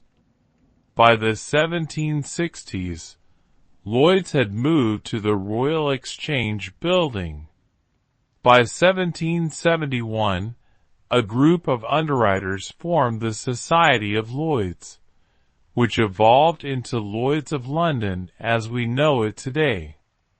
And here's the remarkable thing. Lloyd's of London is still operating right now. As you're reading this, Lloyd's is one of the largest insurance and reinsurance markets in the world. It insures everything from oil tankers to satellites to celebrity body parts. It has survived wars, financial crashes, catastrophic losses. And it all started in a coffee house on Lombard Street with Edward Lloyd serving coffee to sailors and taking notes about their voyages. Lloyd succeeded because it created trust. In a world of uncertainty and risk, Lloyd's provided reliable information. It created a space where deals could be made with confidence. And that trust, that reliability, was valuable enough that it survived for centuries. As you sit in Lloyd's, watching underwriters negotiate deals, watching captains share tales of the sea, watching clerks scribble notes about ship movements, you feel the weight of history pressing down. This room is a hinge point. What happens here ripples outward across oceans, affects lives on distant continents, shapes the economic and political future of nations. The clock on the wall shows 10:15. Outside, the streets of London are beginning to quiet, but the coffee houses remain lit, still buzzing with activity. There are still hours to go before the night truly ends. Because while Lloyd's and Garraway's represent the commercial side of coffee house culture, there's another side entirely. The literary side, the world of poets and playwrights and essayists who transformed the English language in these very rooms. Now we turn away from the river, away from the smell of salt and tar, and make our way westward to Covent Garden. The character of the streets changes as we walk. Buildings become taller, more elegant. Shops are more refined. We pass theaters with their doors still open, spilling golden light and the sound of laughter onto the cobblestones. This is the entertainment district, the world of actors and playwrights and people who make their living from words. And it's here on Russell Street that we find a very different kind of coffee house. One where the currency isn't ships or stocks or insurance contracts, but something far more dangerous: reputation. Will's Coffee House sits on the corner of Russell Street and Bow Street. Even from outside, you can tell this is a special place. The crowd gathered near the entrance is younger, more fashionably dressed. The conversations you overhear are about the latest play at Drury Lane, about a new volume of poetry, about whether Paradise Lost is truly the masterpiece everyone claims. These are the wits, the literary men, the people who care desperately about the precise placement of a comma or the choice between two nearly identical words. We step inside, and immediately you notice the difference. Will's is more refined than the coffee houses we visited. The furniture is better maintained. Paintings on the walls show classical scenes, gods and heroes from Greek mythology. And there, in the seat of honor by the window, sits the most famous literary figure in England, John Dryden. In 1750, we're imagining a time when his legend still echoes, though Dryden himself died in 1700. But let me take you back to when he ruled this place, because his presence defined Will's Coffee House for decades. Every afternoon, Dryden would arrive and take his seat by the window. It was his seat. Everyone knew it. Nobody else would dare sit there. and from that chair, Dryden would hold court. Young poets and playwrights would gather around him, hoping for his approval, terrified of his criticism. A kind word from Dryden could launch a career. A dismissive comment could destroy one. This was the power of the literary coffee houses. They created hierarchies, reputations, careers. And they did it through conversation, through the art of wit and verbal combat that the English prized above almost everything else. To be considered witty in the late 17th and early 18th centuries was to possess the most valuable social currency imaginable. It meant intelligence, yes, but it also meant the ability to express that intelligence in clever, amusing, cutting ways. It meant being able to improvise brilliant responses, to turn phrases that would be quoted and repeated, to demolish opponents with words so sharp they drew blood. Listen to the conversation at the table nearest Dryden's window seat. 3 young men are arguing about heroic couplets. One believes Alexander Pope has perfected the form, that his translation of Homer's Iliad represents the pinnacle of English poetry. Another insists Pope is merely clever, that his verses have polish but lack genuine feeling. The third is trying to stake out a middle position. This might sound like an obscure academic debate, but in the coffee houses of Covent Garden, these debates mattered intensely. Your literary tastes defined you. The way you spoke about poetry, the positions you took on matters of style and form, these things mark you as either a person of discernment or a fool. The stakes were high, because these coffee houses were where literary careers were made. Publishers frequented these places looking for new talent. Theater managers came to hear about promising playwrights. Wealthy patrons hoping to discover the next great poet would show up ready to sponsor their work.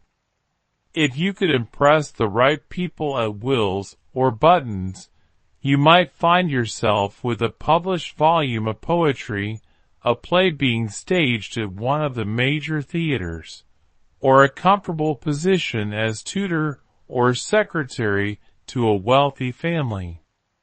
But if you embarrassed yourself, if you revealed ignorance or poor judgment or lack of wit, you might find yourself blacklisted. Your work wouldn't be read. Your manuscripts wouldn't be published. Your reputation would be ruined before your career even began. Alexander Pope understood this better than almost anyone.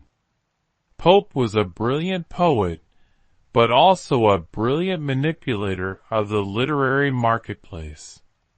He knew reputation was everything, and he used the coffee houses strategically to build his own reputation while destroying his enemies. Pope was small in stature, barely 4.5 feet tall due to a childhood illness that left him with a curved spine. He suffered from constant pain and illness throughout his life. But his mind was sharp as a blade, and his wit was legendary. Pope frequented the coffee houses and made himself indispensable to the literary conversation. He cultivated relationships with influential figures. He flattered the right people. And when someone crossed him, he took revenge through his poetry. His poem The Dunciad is essentially a massive literary assault on everyone Pope considered his inferior, which was almost everyone. He mocked bad poets, corrupt publishers, foolish critics. And he did it with such brilliant style that the poem became hugely popular. People quoted lines from the Dunciad in coffee houses, laughing at Pope's victims. To be mentioned in the Dunciad was to be humiliated publicly and permanently. This was the dark side of the literary coffee houses. They could be vicious. Friendships could shatter over a difference of opinion about a play. Rival factions would form, competing literary schools with different ideas about what made good art. And the weapons in these wars were words, satire, mockery, devastating reviews. Not far from Will's, there was another literary coffee house we need to visit, Button's Coffee House, opened by Daniel Button around 1712. Button had been a servant to Joseph Addison, one of the most influential essayists and playwrights of the era. And Button's became famous for one particular feature, the lion's head. This was a large wooden letterbox carved in the shape of a lion's head and painted gold. It was mounted on the wall, its mouth open. The lion's head served as a mailbox for The Guardian, a periodical edited by Addison. Readers could drop letters, essays, poems, whatever they wanted to submit, into the lion's mouth. Addison would collect these submissions and occasionally publish them.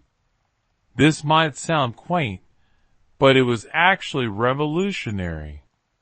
For the first time, ordinary people could participate directly in literary culture.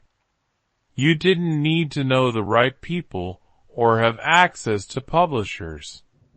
You could just write something, drop it into the lion's head, and potentially see your words in print.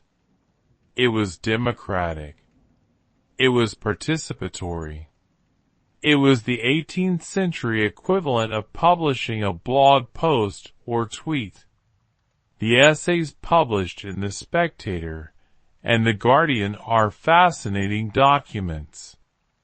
They covered everything from serious moral philosophy to fashion advice to theatrical criticism to satirical character sketches. And they were written in a conversational style, as if the author was sitting across from you in a coffee house sharing observations about life in London. This style was deliberately chosen to mirror the coffee house experience. Addison and Steele explicitly stated that their goal was to bring philosophy out of the universities and into the coffee houses. They wanted to make ideas accessible, to present serious moral and philosophical questions in a way that ordinary people could engage with. And it worked. The Spectator became enormously popular. People would rush to coffee houses to read the latest issue. Yet despite the intellectual discourse, the literary coffee houses were also about gossip, about scandals, about who was sleeping with whom, who was in debt, who had insulted whom at a party. The line between literary criticism and personal attack was often very thin. There are accounts of poets being driven to despair by the mockery they faced in coffee houses, of playwrights whose careers were destroyed by coordinated campaigns of negative pamphlets, of suicides attributed to the cruelty of coffee house culture. The literary world was not kind. It was competitive, cutthroat, and often deeply personal. Yet despite the cruelty, or perhaps because of it, the literary coffee houses produce some of the greatest writers in the English language. Jonathan Swift, author of Gulliver's Travels, and one of the most brilliant satirists who ever lived, was a regular. Samuel Johnson, whose dictionary defined English for generations, held court at coffee houses later in this century. Alexander Pope, despite his physical limitations and constant health problems, dominated the literary scene through sheer force of intellect and wit. These men weren't born great writers. They became great writers partly because the coffee houses forced them to sharpen their skills. Every day they had to defend their ideas in front of critical audiences. They had to learn to think quickly, to argue persuasively, to express complex thoughts in clear and memorable ways. The coffee houses were training grounds. They made writers better by making them compete. As you sit in Will's watching young poets nervously approach Dryden's window seat, watching pamphlets circulate from table to table, you start to understand something about human nature. We need spaces where our ideas are tested, where we're challenged, where success isn't guaranteed and failure is very public. These spaces are uncomfortable.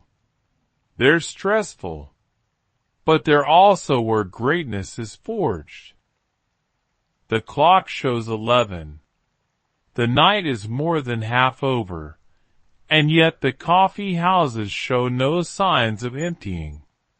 If anything, they seem more crowded now, more energetic. There's something about the late hour that loosens tongues, that makes conversations more honest, more daring. And we've only seen a fraction of what these places contain. Because not all coffee houses were respectable establishments dedicated to commerce or literature or science. Some were darker places, places where criminals gathered, where prostitutes worked, where the rules of polite society were openly flouted. The same streets that house elegant literary coffee houses also shelter places that polite society pretends not to see. We're still in Covent Garden, but we're moving toward the shadows now, toward corners where lamplight doesn't quite reach. It's past 11, approaching midnight, and this is when the other London emerges. The London of pickpockets and prostitutes, of gamblers and confidence men, of people who survive by their wits in ways that would never be discussed at Will's or Button's. There on the corner where the market square meets a narrow alley, you see a coffee house with no name on its sign, just a painted image of a crude crown. This is Mall King's Coffee House. And if you have any sense of self-preservation, you'd walk past it quickly and pretend you never saw it. But we're not here to be sensible. We're here to understand the complete picture of coffee house culture. And that means venturing into places that respectable historians often gloss over or ignore entirely. Mall King's is run by a woman, which is unusual but not unheard of. What makes it notorious is who that woman is, and who she welcomes through her door. Mall King, whose real name is Mary King, is a former prostitute who managed to accumulate enough money to buy her own establishment. And she's turned it into a refuge for the people she knew from her previous life. Let's step inside. Immediately you notice the difference. The air is thicker here, hotter.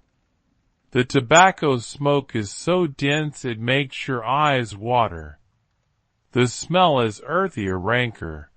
Sweat and cheap perfume and spilled alcohol. Yes, alcohol.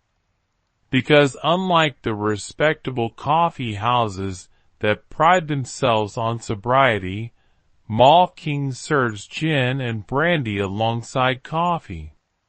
The furniture is rougher, scarred with knife marks and stains. And the people. At a table near the door sit 3 men in worn coats playing cards. But they're not playing for pennies. There are gold coins on the table, more money than a working man might see in a year. These are professional gamblers, men who make their living by calculating odds and reading tells. In the corner, a woman with painted cheeks and a loca dress laughs too loudly at something a well-dressed gentleman has said. He's clearly not from this neighborhood. His coat is too fine, his wig too powdered. He's slumming, seeking the thrill of danger without real risk. And she's working, playing a role, calculating how much money she can extract from him before the night is over. This is the economy of Covent Garden after dark. Services rendered for coin, and everyone understands the transaction.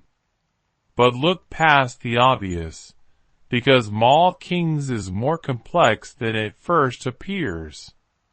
Yes, it's a place where prostitutes meet clients. Yes, it's where criminals gather to plan their next scheme. But it's also a place where people on the absolute margins of society find community, where a woman fleeing an abusive husband might find shelter for a night, where a young man who's lost everything to gambling debt might find someone willing to offer work, even if that work isn't exactly legal. This is the paradox of places like Mall Kings. They're predatory. They're dangerous. But they're also necessary, because 18th century London had no social safety net, no welfare system, no homeless shelters or food banks. If you fell through the cracks of respectable society, places like Mall Kings were where you landed. And while they might exploit you, they'd also keep you alive.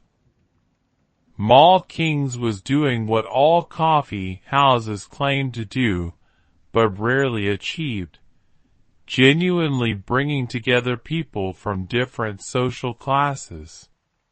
The difference was that at Mall Kings, nobody pretended to be equal. The hierarchies were acknowledged. The transactions were explicit. A pickpocket knew he was a pickpocket. A prostitute knew she was a prostitute. There was no hypocrisy, no pretense. And in a strange way, that honesty was refreshing. But let's not romanticize this place too much, because Mall Kings was also where violent crimes were planned, where stolen goods were sold, where vulnerable people were taken advantage of. There are court records documenting cases that originated at Mall Kings. A young man lured into a rigged card game and robbed. A woman drugged and assaulted. A merchant beaten and his money stolen. This raises an uncomfortable question. What's the line between survival and exploitation? Mall King was a survivor. She climbed out of prostitution and created a business. She employed people, provided a space, contributed to the local economy. But she also profited from illegal activities, from the desperation of others, from systems of exploitation. History doesn't give us easy answers. The atmosphere of suspicion affected all coffee houses, not just the criminal ones. Even at respectable establishments, patrons had to be careful what they said. You never knew who was listening. A casual criticism of the government might be reported. A joke about the king might be interpreted as sedition. The coffee houses promised free speech, but that freedom was always conditional, always under surveillance. Let me tell you about a specific incident that illustrates the danger. In 1749, a man named Dr. Archibald Cameron was arrested for his involvement in the Jacobite uprising of 1745. Part of the evidence against him came from conversations he'd had in London coffee houses, conversations that were overheard and reported by government spies. Cameron was tried, convicted, and executed. He was hanged, drawn, and quartered, the brutal punishment reserved for traitors. And his crime, in part, was talking too freely in coffee houses. This is the shadow side of coffee house culture. The surveillance, the informers, the knowledge that any conversation might be your last free one if you said the wrong thing to the wrong person. As you sit in Mall Kings, watching the gamblers play their hands, watching the prostitutes work the room, watching stolen goods change hands in corners, you feel the moral complexity of this world pressing in. It's easy to judge, to condemn, to say these people are criminals and should be punished. But what if you were born into poverty with no prospects? What if your only marketable skill was picking pockets? What if selling your body was the only way to feed your children? The coffee houses didn't create these problems. They just made them visible. And there's something almost honest about that visibility. In the respectable coffee houses, everyone pretended to be equal, but the inequality was just hidden beneath a veneer of civility. Here at Mall Kings, the inequality is naked and obvious. Nobody pretends. Nobody lies about who they are or what they're doing. The clock shows midnight. We've been in the coffee houses for 6 hours now, and we've seen so much. Intellectual debate and financial mania, literary warfare and criminal enterprise, Enlightenment ideals and brutal exploitation. The coffee houses are a mirror of human nature in all its complexity. And we're not done yet, because there's one more aspect of coffee house culture we need to address. The most glaring exclusion, the elephant in the room, or rather the half of humanity locked outside the room. Imagine for a moment that you're a woman in 1750 London. You're intelligent, educated, curious about the world. You've read books, perhaps even learned Latin or French from a private tutor if your family could afford it. You understand politics. You have opinions about literature, about science, about philosophy. And every day you watch the men in your life, your husband, your father, your brothers, leave the house and disappear into coffee houses for hours. They come home animated, full of news and ideas and debates. They've been to the penny universities. They've participated in the great intellectual conversations of the age.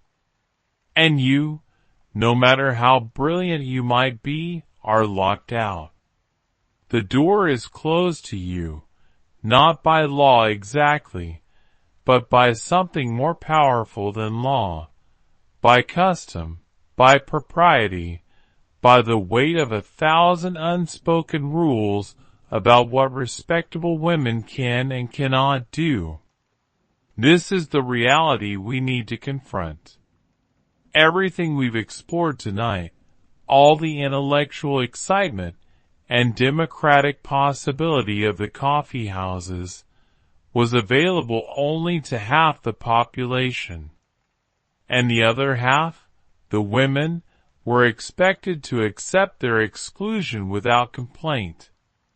Let's start with the most famous document about women and coffee houses, the Women's Petition Against Coffee, published in 1674. If you've heard anything about women and coffee house culture, you've probably heard about this petition. It claims to represent the women of London, and it absolutely savages coffee and the coffee houses. The petition calls coffee a newfangled, abominable, heathenish liquor. But it doesn't stop at criticizing the beverage. It goes after the men who drink it, claiming that excessive coffee consumption has made English men effeminate, weak, and unable to fulfill their duties as husbands. On the surface, this looks like evidence of genuine conflict between women and coffee house culture. The women are angry. Their husbands are spending all day in coffee houses, spending money, engaging in this strange obsessive behavior. And meanwhile, the women are stuck at home, excluded from conversations, kept in the dark about what's happening in the wider world. But here's where it gets interesting. Modern historians don't think the women's petition against coffee was actually written by women at all. The evidence suggests it was written by men, possibly tavern owners, who were losing business to coffee houses or religious authorities, who saw coffee houses as dens of sedition. The petition was satire, propaganda. And it worked by pretending to give voice to women's concerns while actually mocking those concerns. This is important because it reveals something about how women's voices were manipulated in this period. Real women's complaints about their exclusion from coffee houses couldn't be taken seriously. But a satirical pamphlet pretending to be from women, complaining that their husbands weren't virile enough? That was acceptable, could be published and widely circulated.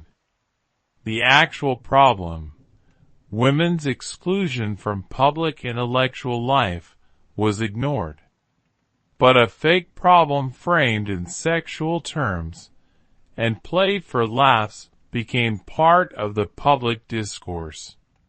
So what did real women think about the coffee houses? We have some evidence, though it's fragmentary. There are letters and diaries from educated women expressing frustration about being shut out of conversations. There are accounts of women standing outside coffee houses trying to listen through windows or doors. There are stories, probably exaggerated but perhaps containing some truth, of women dressing as men to sneak into coffee houses. And then there are the women who manage to participate in coffee house culture despite the barriers. And Rockford was a coffee house owner in the late 17th century. She inherited the business from her husband and ran it successfully for years. Contemporary accounts describe her as sharp, witty, and perfectly capable of holding her own in the male-dominated world of coffeehouse commerce. She was respected, even admired. But she was also the subject of satire and gossip. Satirical prints showed her as domineering, mannish, unnatural. The message was clear. A woman could run a coffee house, but she'd be mocked for it. But ownership wasn't the only way women participated in coffee house culture. Some worked as servers, the women who actually prepared and served the coffee. These women were visible in coffee houses every day, but they weren't supposed to participate in conversations. They were supposed to be invisible functionally, serve the coffee, clear the cups, fade into the background.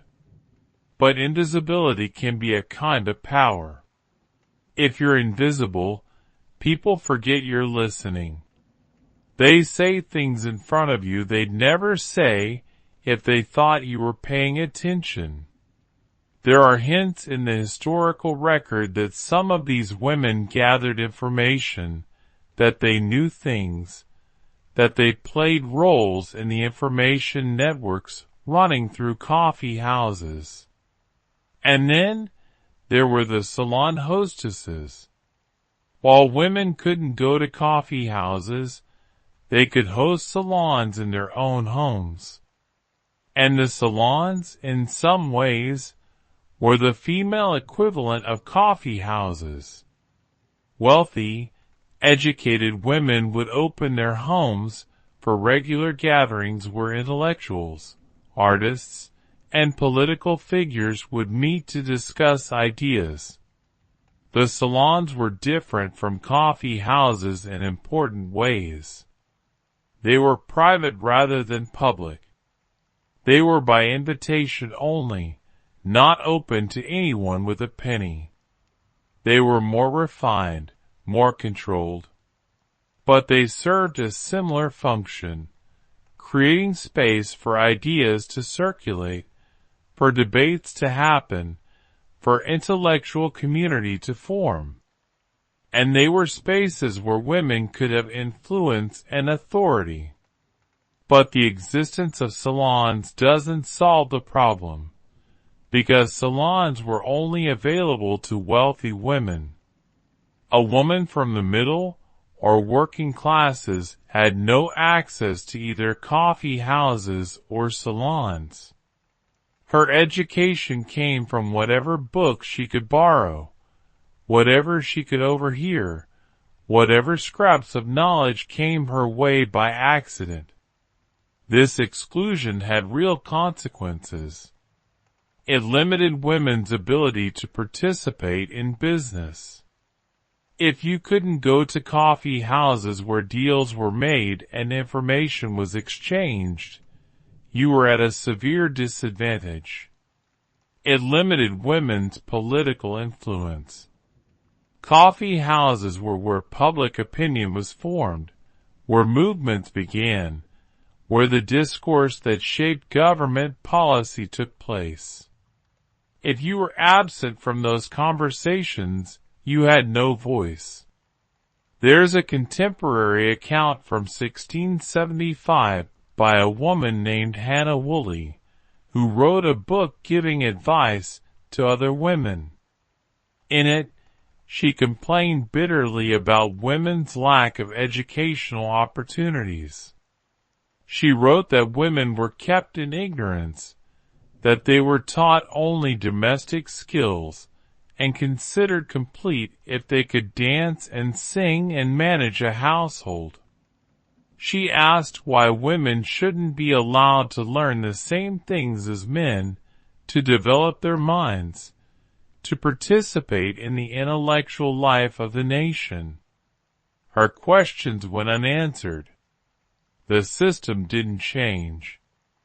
Later in the century, women like Mary Wollstonecraft would begin to explicitly argue for women's education and women's rights.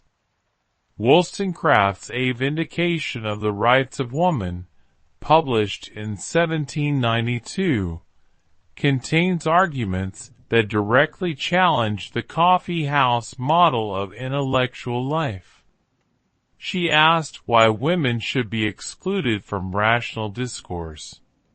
She argued that women were capable of the same intellectual achievements as men if given the same opportunities. She pointed out that excluding half the population from education and public life wasn't just unfair to women, but harmful to society as a whole. Wollstonecraft's arguments didn't immediately change anything. Women wouldn't gain full access to public intellectual life for more than a century after she wrote. But the seeds of change were planted. And those seeds grew in part because of the contradiction inherent in coffeehouse culture. The coffee houses claimed to value reason, merit, and equality. But they denied those values to women. And that contradiction couldn't be sustained forever. Have you ever been excluded from something because of circumstances beyond your control? Because of your gender, your race, your class, your background? Have you ever felt the frustration of knowing you have something to contribute, but being denied the opportunity? That's what women in 18th century London experienced every time they saw a coffee house. They were told they were too delicate, too irrational, too domestic for the rough and tumble world of coffee house debate. But the real reason was simpler and uglier. They were excluded because men wanted to keep those spaces for themselves. Because sharing power is hard, and the easiest way to maintain power is to exclude anyone who might challenge it. As you sit in the coffee house at midnight watching the all-male crowd, you feel the absence. The conversations are fascinating, yes. The ideas are stimulating, but they're incomplete. Half of human experience is missing from these discussions. Half of human intelligence is locked outside. And everyone pretends this is normal, natural, the way things should be. But it's not. It's a choice that was made and enforced and justified with elaborate arguments about women's delicate natures and proper roles. And those arguments were always nonsense. They were always just excuses for maintaining power. But the night isn't over yet. We've examined the darkness of exclusion, but we need to turn now to political power. Because the coffee houses weren't just social or intellectual spaces. They were political battlegrounds, and the government knew it. December 29, 1675. A proclamation is read aloud in coffee houses across London. Men stop mid-sentence, cups frozen halfway to their lips. The room falls silent, which is remarkable because coffee houses are never silent. And then someone reads the proclamation again slowly, making sure everyone understands exactly what the king has just ordered. All coffee houses in England are to be shut down. Closed. Forbidden. Effective January 10th, just 12 days away, it will be illegal to operate a coffee house. The penalty for defiance is severe. Fines, imprisonment, ruin. Charles II, King of England, has declared war on coffee. But really, he's declared war on something much more dangerous than a beverage. He's declared war on the idea that ordinary people have the right to gather and speak freely without royal oversight. Let's understand what led to this moment. Charles II wasn't born to be king. His father, Charles I, was executed in 1649 during the English Civil War. Young Charles grew up in exile, watching from abroad as England experimented with being a republic under Oliver Cromwell. He saw his family's power stripped away, saw their supporters hunted down, saw everything that had seemed permanent and unshakable collapse. And when he was finally restored to the throne in 1660, he was haunted by one overwhelming fear, that it could happen again, that another rebellion could rise up and take his head the way his father's had been taken. And where would such a rebellion start? In places where people gathered to discuss politics without supervision. In places where radical ideas could spread. In places where criticism of the government wasn't just tolerated but encouraged. In coffee houses, the official proclamation used careful language. It claimed coffee houses had become centers of false, malicious, and scandalous reports that defamed His Majesty's government. It argued that the constant spread of rumors and seditious talk in coffee houses was dangerous to the peace of the realm. And there was some truth to this. Coffee houses were full of political discussion, much of it critical of the government. People did spread rumors. They did question royal authority. They did, in the eyes of the monarchy, constitute a threat. But here's what the proclamation didn't say, that coffee house culture had become too powerful for the crown to control, that the free flow of information through coffee houses made it impossible for the government to maintain its monopoly on truth, that once people tasted the freedom to think and speak for themselves, they couldn't be forced back into obedience. The reaction to the proclamation was immediate and volcanic. Not just from coffee house owners who stood to lose their livelihoods, but from patrons across all social classes. Merchants protested that they conducted essential business in coffee houses. Scholars argued that coffee houses were vital to the advancement of learning. Even members of Parliament, many of whom frequented coffee houses themselves, pushed back. Pamphlets appeared overnight, some anonymous, some daringly signed, all arguing against the closure. One made a particularly powerful point.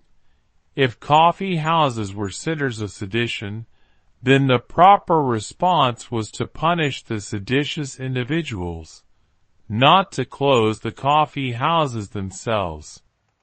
After all, seditious talk could happen anywhere.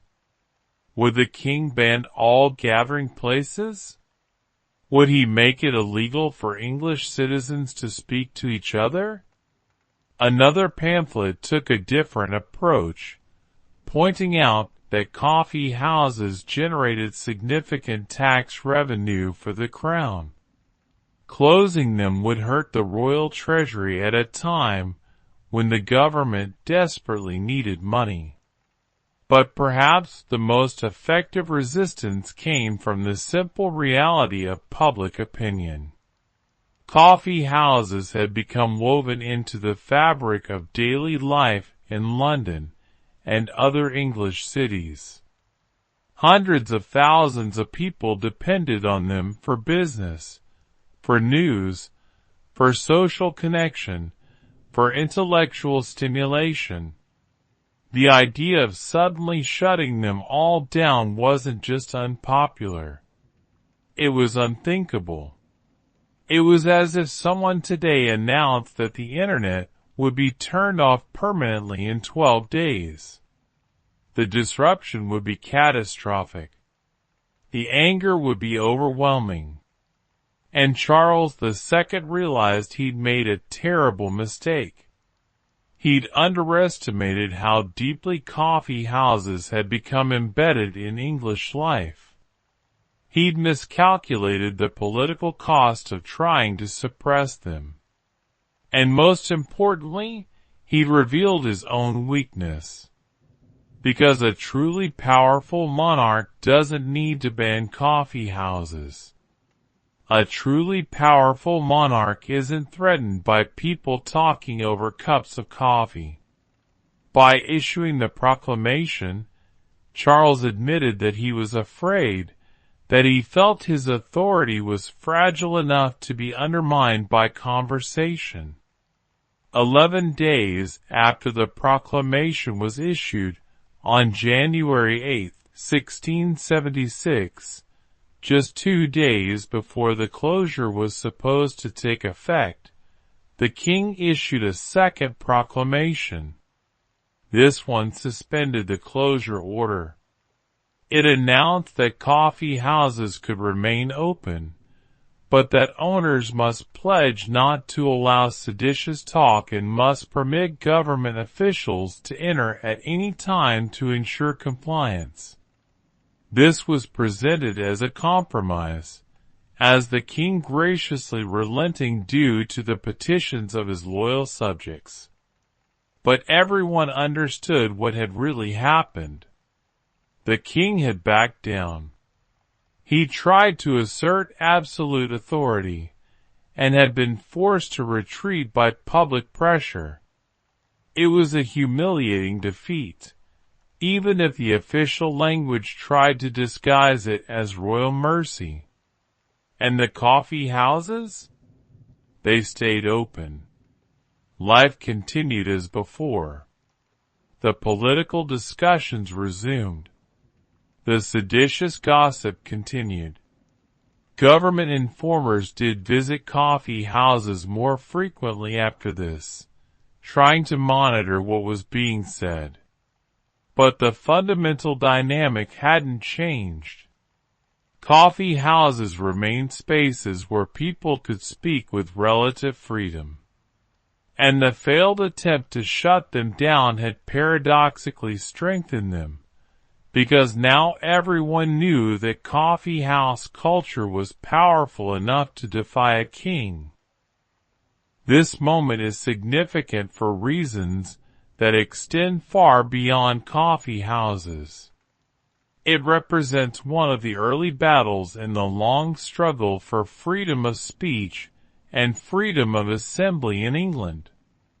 The Glorious Revolution would come just a dozen years later, in 1688, when Parliament would force another king from the throne and establish that royal power wasn't absolute.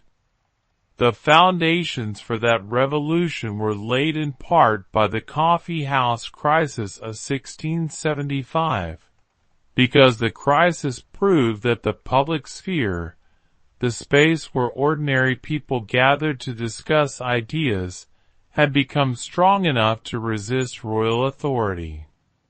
Think about what this means for the development of democracy. Democracy requires more than just elections. It requires spaces where public opinion can form, where people can debate freely, where unpopular ideas can be expressed without immediate punishment. The coffee houses were those spaces, imperfect, exclusive, often chaotic, but nevertheless real. And when the crown tried to destroy them and failed, it established a precedent. It demonstrated that once people have tasted freedom of expression, taking it away isn't just difficult. It's impossible. There's a broader pattern here that repeats throughout history. Authoritarian governments always fear the spaces where people gather to talk freely. Whether it's coffee houses in 17th century England, salons in 18th century France, universities in 20th century dictatorships, or social media platforms today, the pattern is the same. When people can communicate freely and share information outside government control, that communication becomes a threat to centralized power. Have you ever seen a government or institution try to suppress something only to make it more popular? The attempted ban on coffee houses had exactly that effect. After the crisis, coffee houses became even more politically significant than before. They were now symbols of resistance, of the right of ordinary people to gather and speak freely. As you sit in the coffee house past midnight, you think about Charles II failure, about what it must have felt like to be a king who issued a proclamation expecting obedience and instead got defiance, about the moment when he realized his authority had limits, that there were forces in his kingdom stronger than royal decree. The coffee house culture survived the king's attack, but it wouldn't survive forever. Nothing does. And as we move toward dawn, as our long night in the coffee houses approaches its end, we need to ask a difficult question. Why did this remarkable culture, this democratic experiment, this intellectual revolution, why did it fade away? Something is changing. You can feel it in the air, in the quality of conversations, in the way people are starting to gather their coats and prepare to leave. It's past 1 a.m. now, deep into that strange liminal hour when night transforms from excitement into exhaustion. The coffee house is still open, still serving, but the energy has shifted.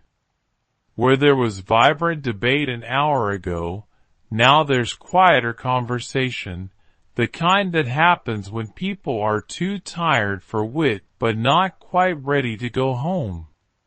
And as you look around the room, you realize you're witnessing not just the end of a night, but the beginning of the end of an era. The golden age of the coffee house lasted roughly 100 years, from the 1650s to the 1750s. And then, slowly but inexorably, it faded. The coffee houses didn't disappear overnight.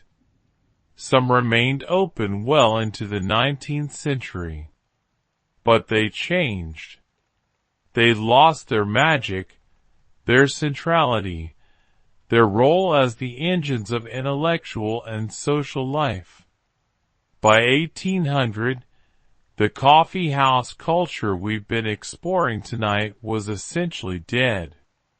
And the question is, why? What killed it? The answer, like most historical answers, is complicated.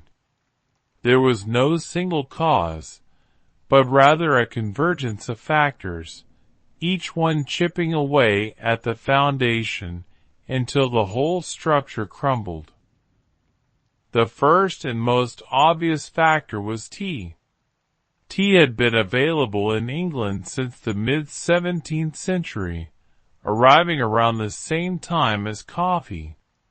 But initially it was incredibly expensive, a luxury good affordable only to the very wealthy.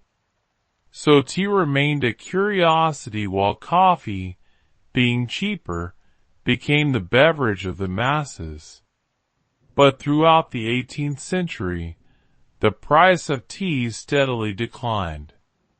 The British East India Company was expanding its operations in Asia, establishing tea plantations, negotiating trade deals, using its enormous political and military power to secure favorable terms. As supply increased, prices fell. By the 1770s, tea was affordable for middle-class families. By the 1790s, even working-class people could afford tea regularly. And tea had advantages coffee lacked. First, tea tasted better. Remember, 18th century coffee was truly awful, burnt, bitter, full of grounds. Tea, on the other hand, could be delicate, fragrant, pleasant. Even people who taught themselves to tolerate coffee preferred the taste of tea once they tried it. Second, tea could be prepared at home easily. Coffee required roasting beans, grinding them, boiling them. It was labor-intensive and produced inconsistent results.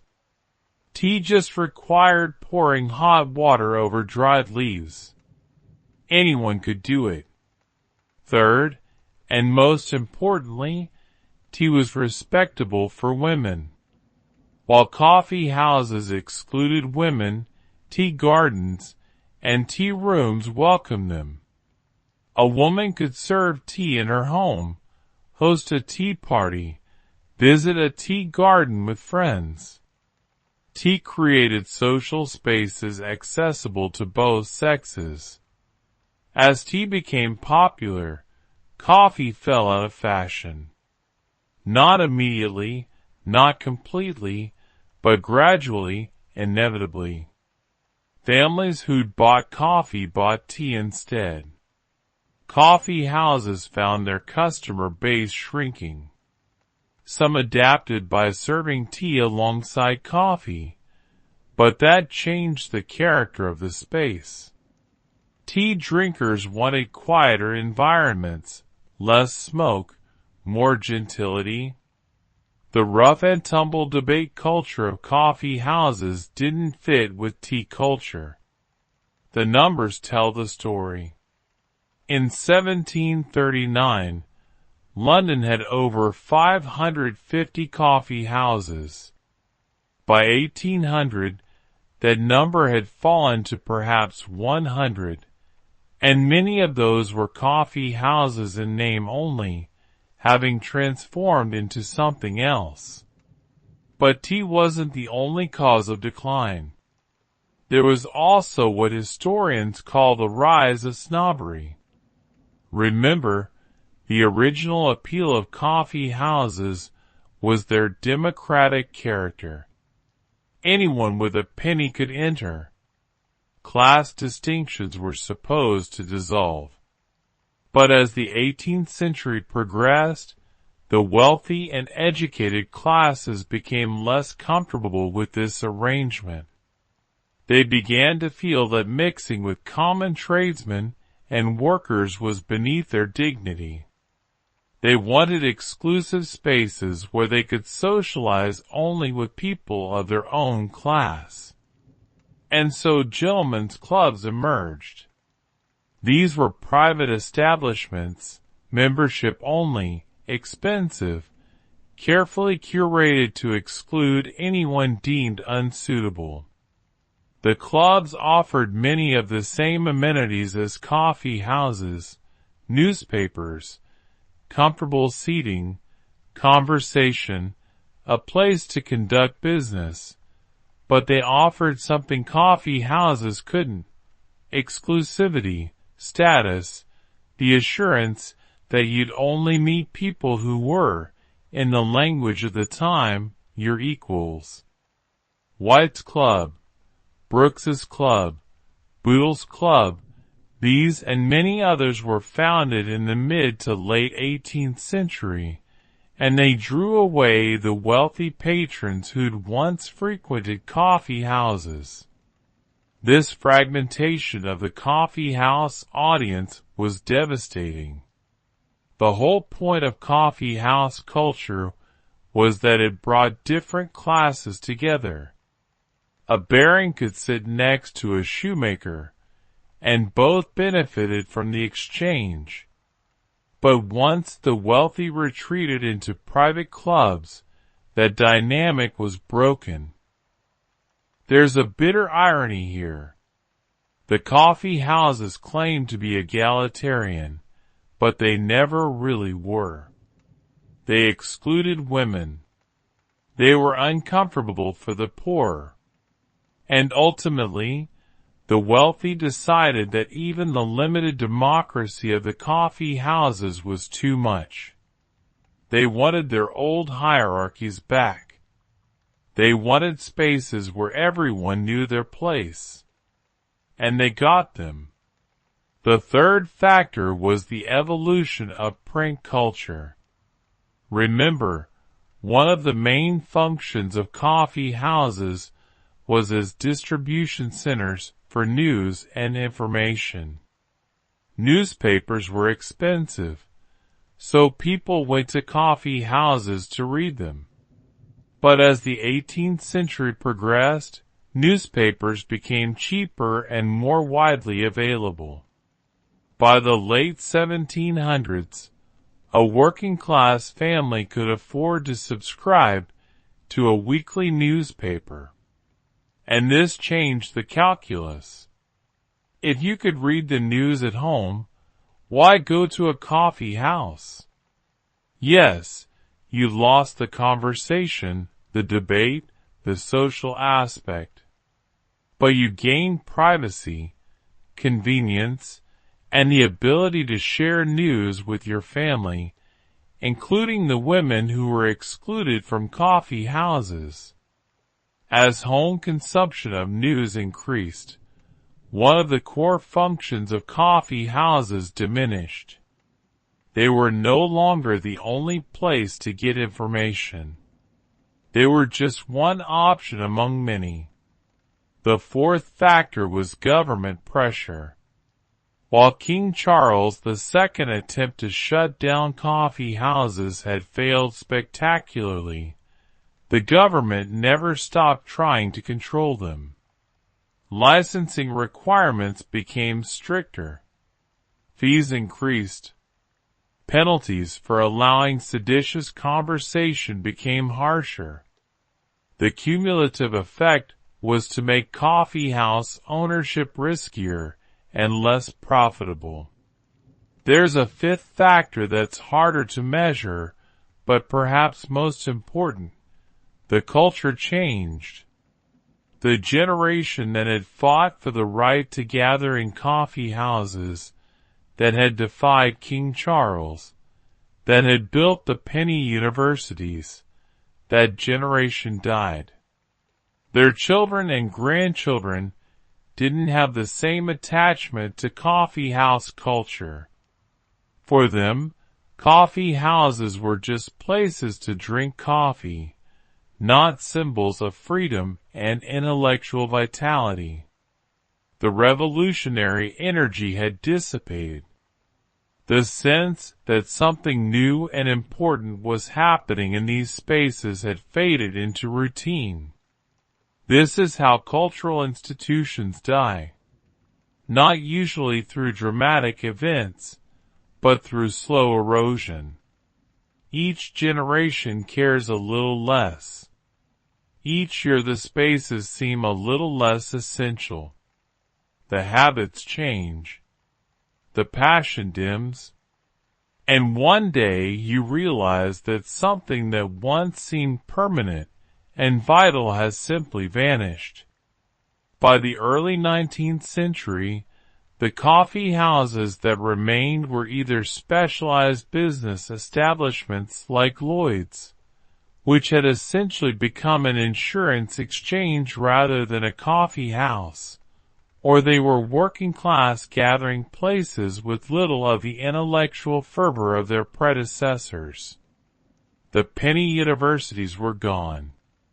The space where a shoemaker could debate a baron, where poets launched their careers, where news circulated at lightning speed, where the future was argued into existence over cups of terrible coffee, that space no longer existed. And what replaced it? Private clubs for the wealthy, taverns and pubs for everyone else, and increasingly, the home. The 19th century saw the rise of domestic ideology, the idea that the home was the proper center of life, especially for women. The public sphere contracted. People withdrew into private spaces, and something important was lost. The clock shows 1:30. The candles have burned low. Outside, the streets are nearly empty. The few people still awake are either those with nowhere else to go, or those like us who are bearing witness to something ending. Because every night ends. Every era ends. Every golden age fades into memory. The coffee houses had their moment, their century of glory. And then they passed into history. But they left something behind.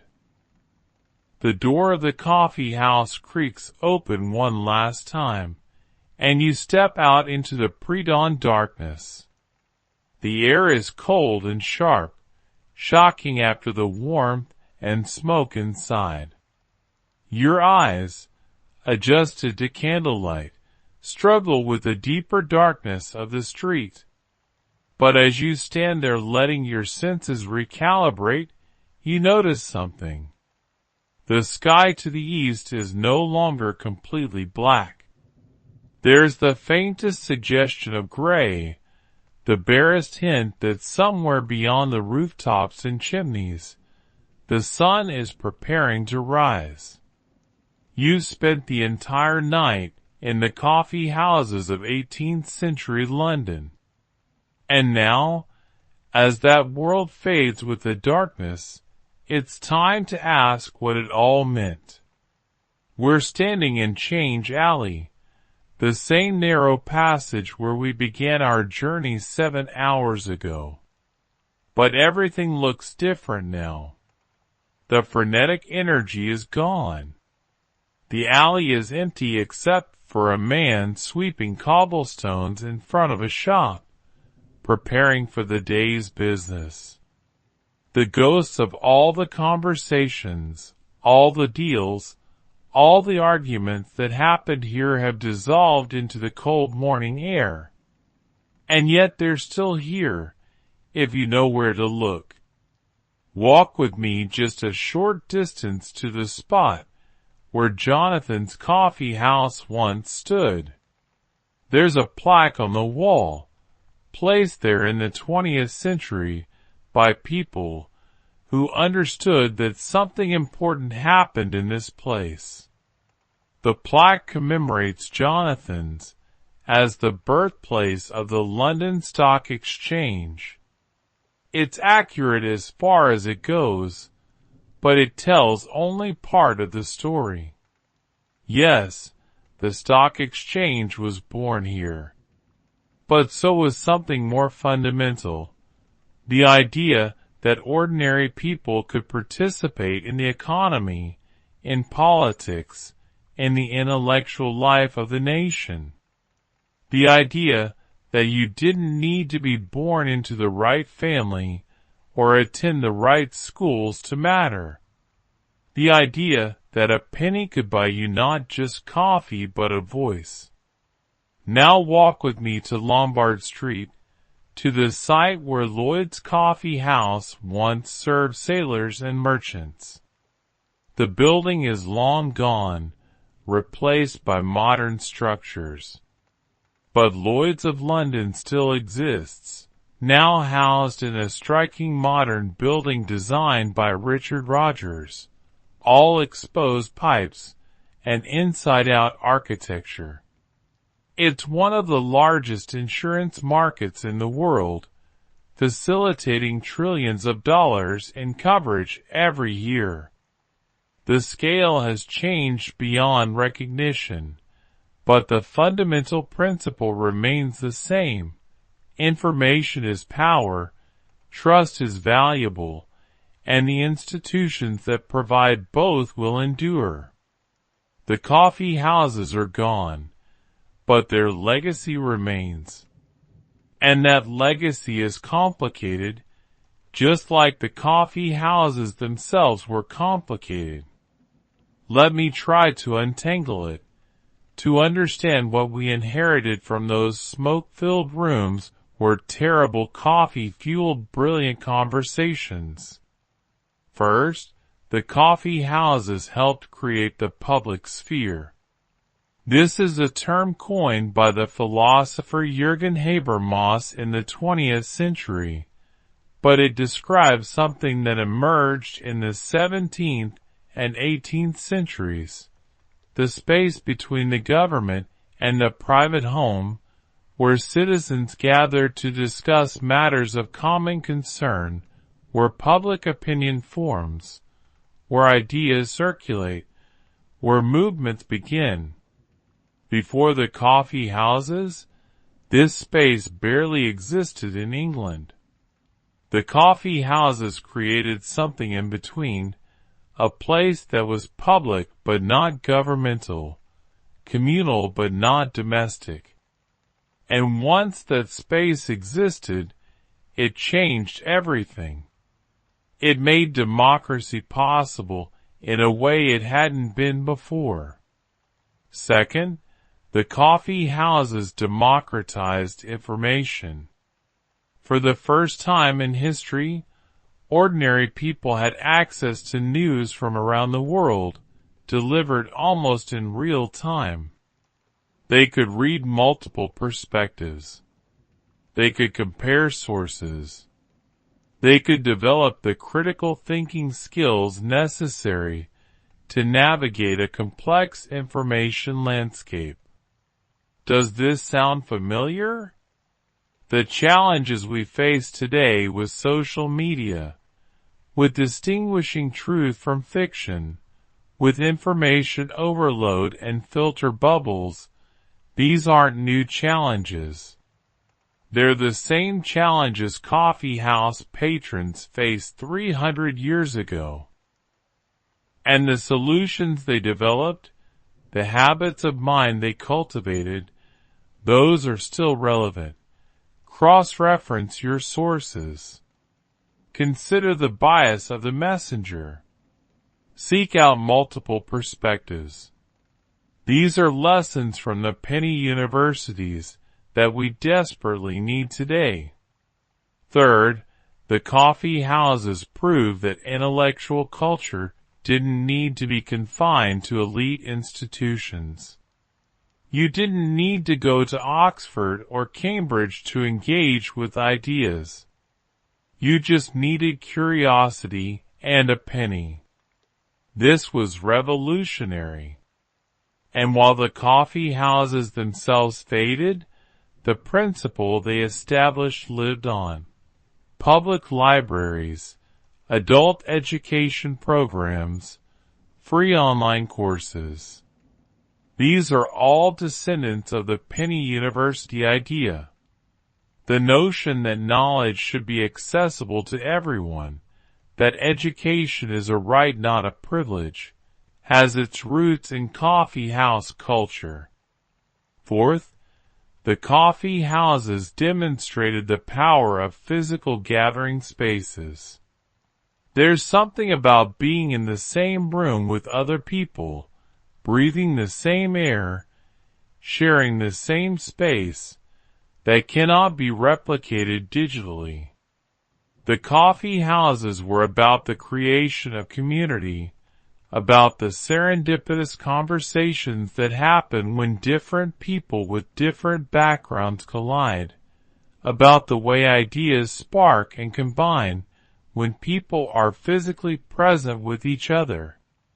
We're learning this lesson again today as we realize that Zoom meetings and online forums, valuable as they are, cannot fully replace the experience of gathering in person. Fifth, and perhaps most importantly, the coffee houses taught us that once people taste freedom, they will fight to keep it. When King Charles tried to shut down the coffee houses, the public rose up. They understood instinctively that something precious was at stake: the freedom to gather, to speak, to question authority, to think for yourself. These freedoms, once experienced, become non-negotiable. This is a lesson that every generation must relearn. Freedom is not given. It's taken. And it must be defended constantly against those who would restrict it for their own purposes. But the legacy of the coffee houses isn't entirely positive. We must also acknowledge what they failed to do, what they excluded, what they got wrong.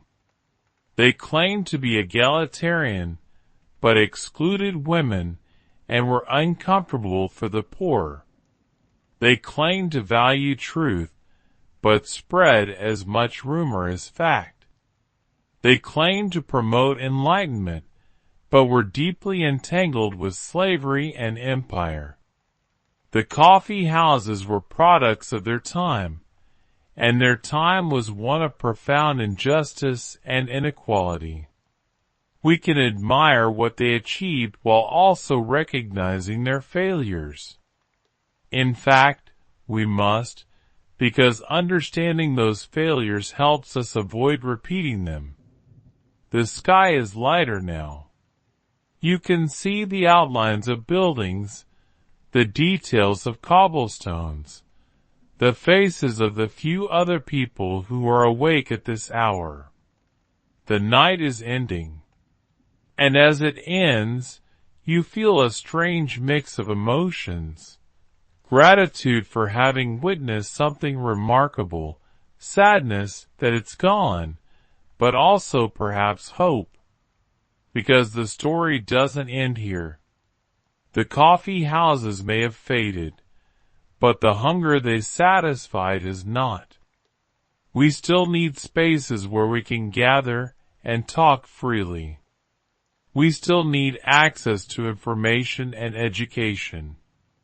We still need communities that bring together people from different backgrounds. We still need the freedom to question, to debate, to think for ourselves. These needs are as urgent today as they were in 1750. The technology has changed. The spaces have changed. But the fundamental human needs remain the same. Look around any major city today, and you'll see the descendants of the coffee houses. Modern coffee shops, yes, though most of them are corporate chains that bear little resemblance to the originals. But also community centers, libraries, universities that now admit everyone regardless of class or gender, online forums where people gather to discuss ideas, activist spaces where movements are born. The spirit of the coffee houses lives on in all of these places, imperfectly, incompletely, but recognizably. And perhaps most importantly, it lives on in us, in our expectation that we have the right to speak freely, to access information, to participate in public discourse. These expectations, which feel so natural to us now, were forged in the coffee houses. They were radical ideas once. They were fought for.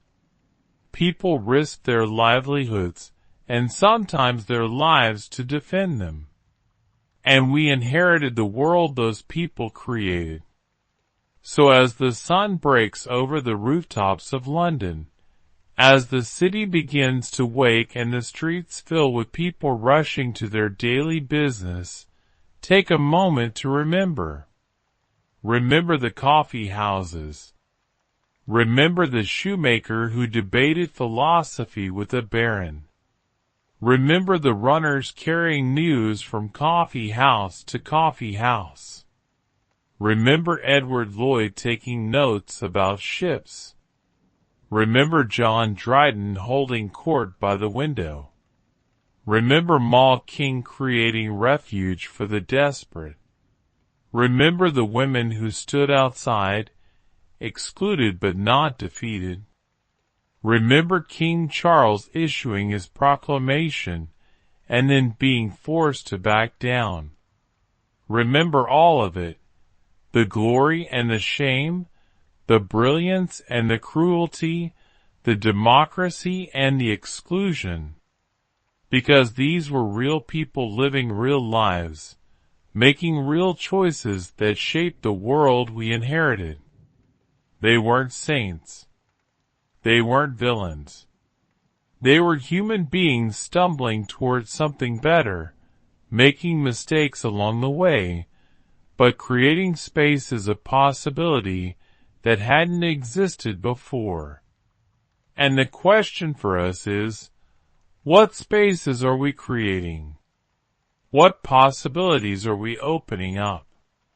What will future generations say about the choices we made, the communities we built, the freedoms we defended or failed to defend? The coffee house is empty now. The candles have burned out. The last patron has gone home. But the conversations continue. They continue in different spaces, in different forms, in different centuries. The great conversation of humanity about who we are, and what we owe each other, and how we should live together, that conversation never ends. It just moves from place to place, generation to generation. The coffee houses had their turn. They played their part. And now it's our turn. Thank you for spending this night with me, walking through the coffee houses of 18th century London, meeting the people who gathered there, understanding what they created and what they lost. I hope you found something in this story that resonates with your own life, your own struggles, your own search for community and meaning. History isn't just about the past. It's about understanding ourselves, understanding where we came from, and where we might be going. And sometimes the best way to see the present clearly is to step back into the past and look at our world through different eyes. The sun is up now. The night is over. It's time to return to the present, to your own life, to your own challenges and joys. But maybe, just maybe, you'll carry something from this night with you. A sense of what's possible when people gather, a reminder that change is always happening, that nothing is permanent, that every age has its own struggles and victories. A conviction that spaces where people can speak freely matter, that they're worth creating and worth defending. A recognition that we're all part of a long story, that what we do today will be history tomorrow, and that the choices we make echo forward in ways we cannot fully predict. If this journey moved you, if it made you think, if there's a moment that will stay with you, I'd love to hear about it. Share this with someone who might appreciate it. Leave a comment telling me what surprised you most. And if you want more stories like this, more nights spent in the past learning from those who came before us, hit that subscribe button. Because the coffee houses may be gone, but their ghosts remain, whispering to us about freedom and community and the power of ordinary people gathering together to talk. Listen to those whispers. Honor them.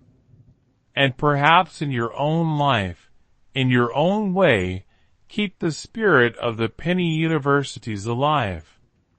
Because the world needs spaces where anyone can enter, where all are welcome, where ideas flow freely, and where the price of admission is just the willingness to listen and learn.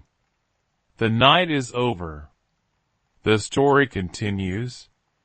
And somewhere, in some corner of the world, people are gathering even now to drink something warm and argue about everything that matters.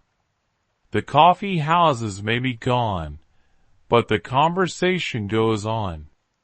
It always does.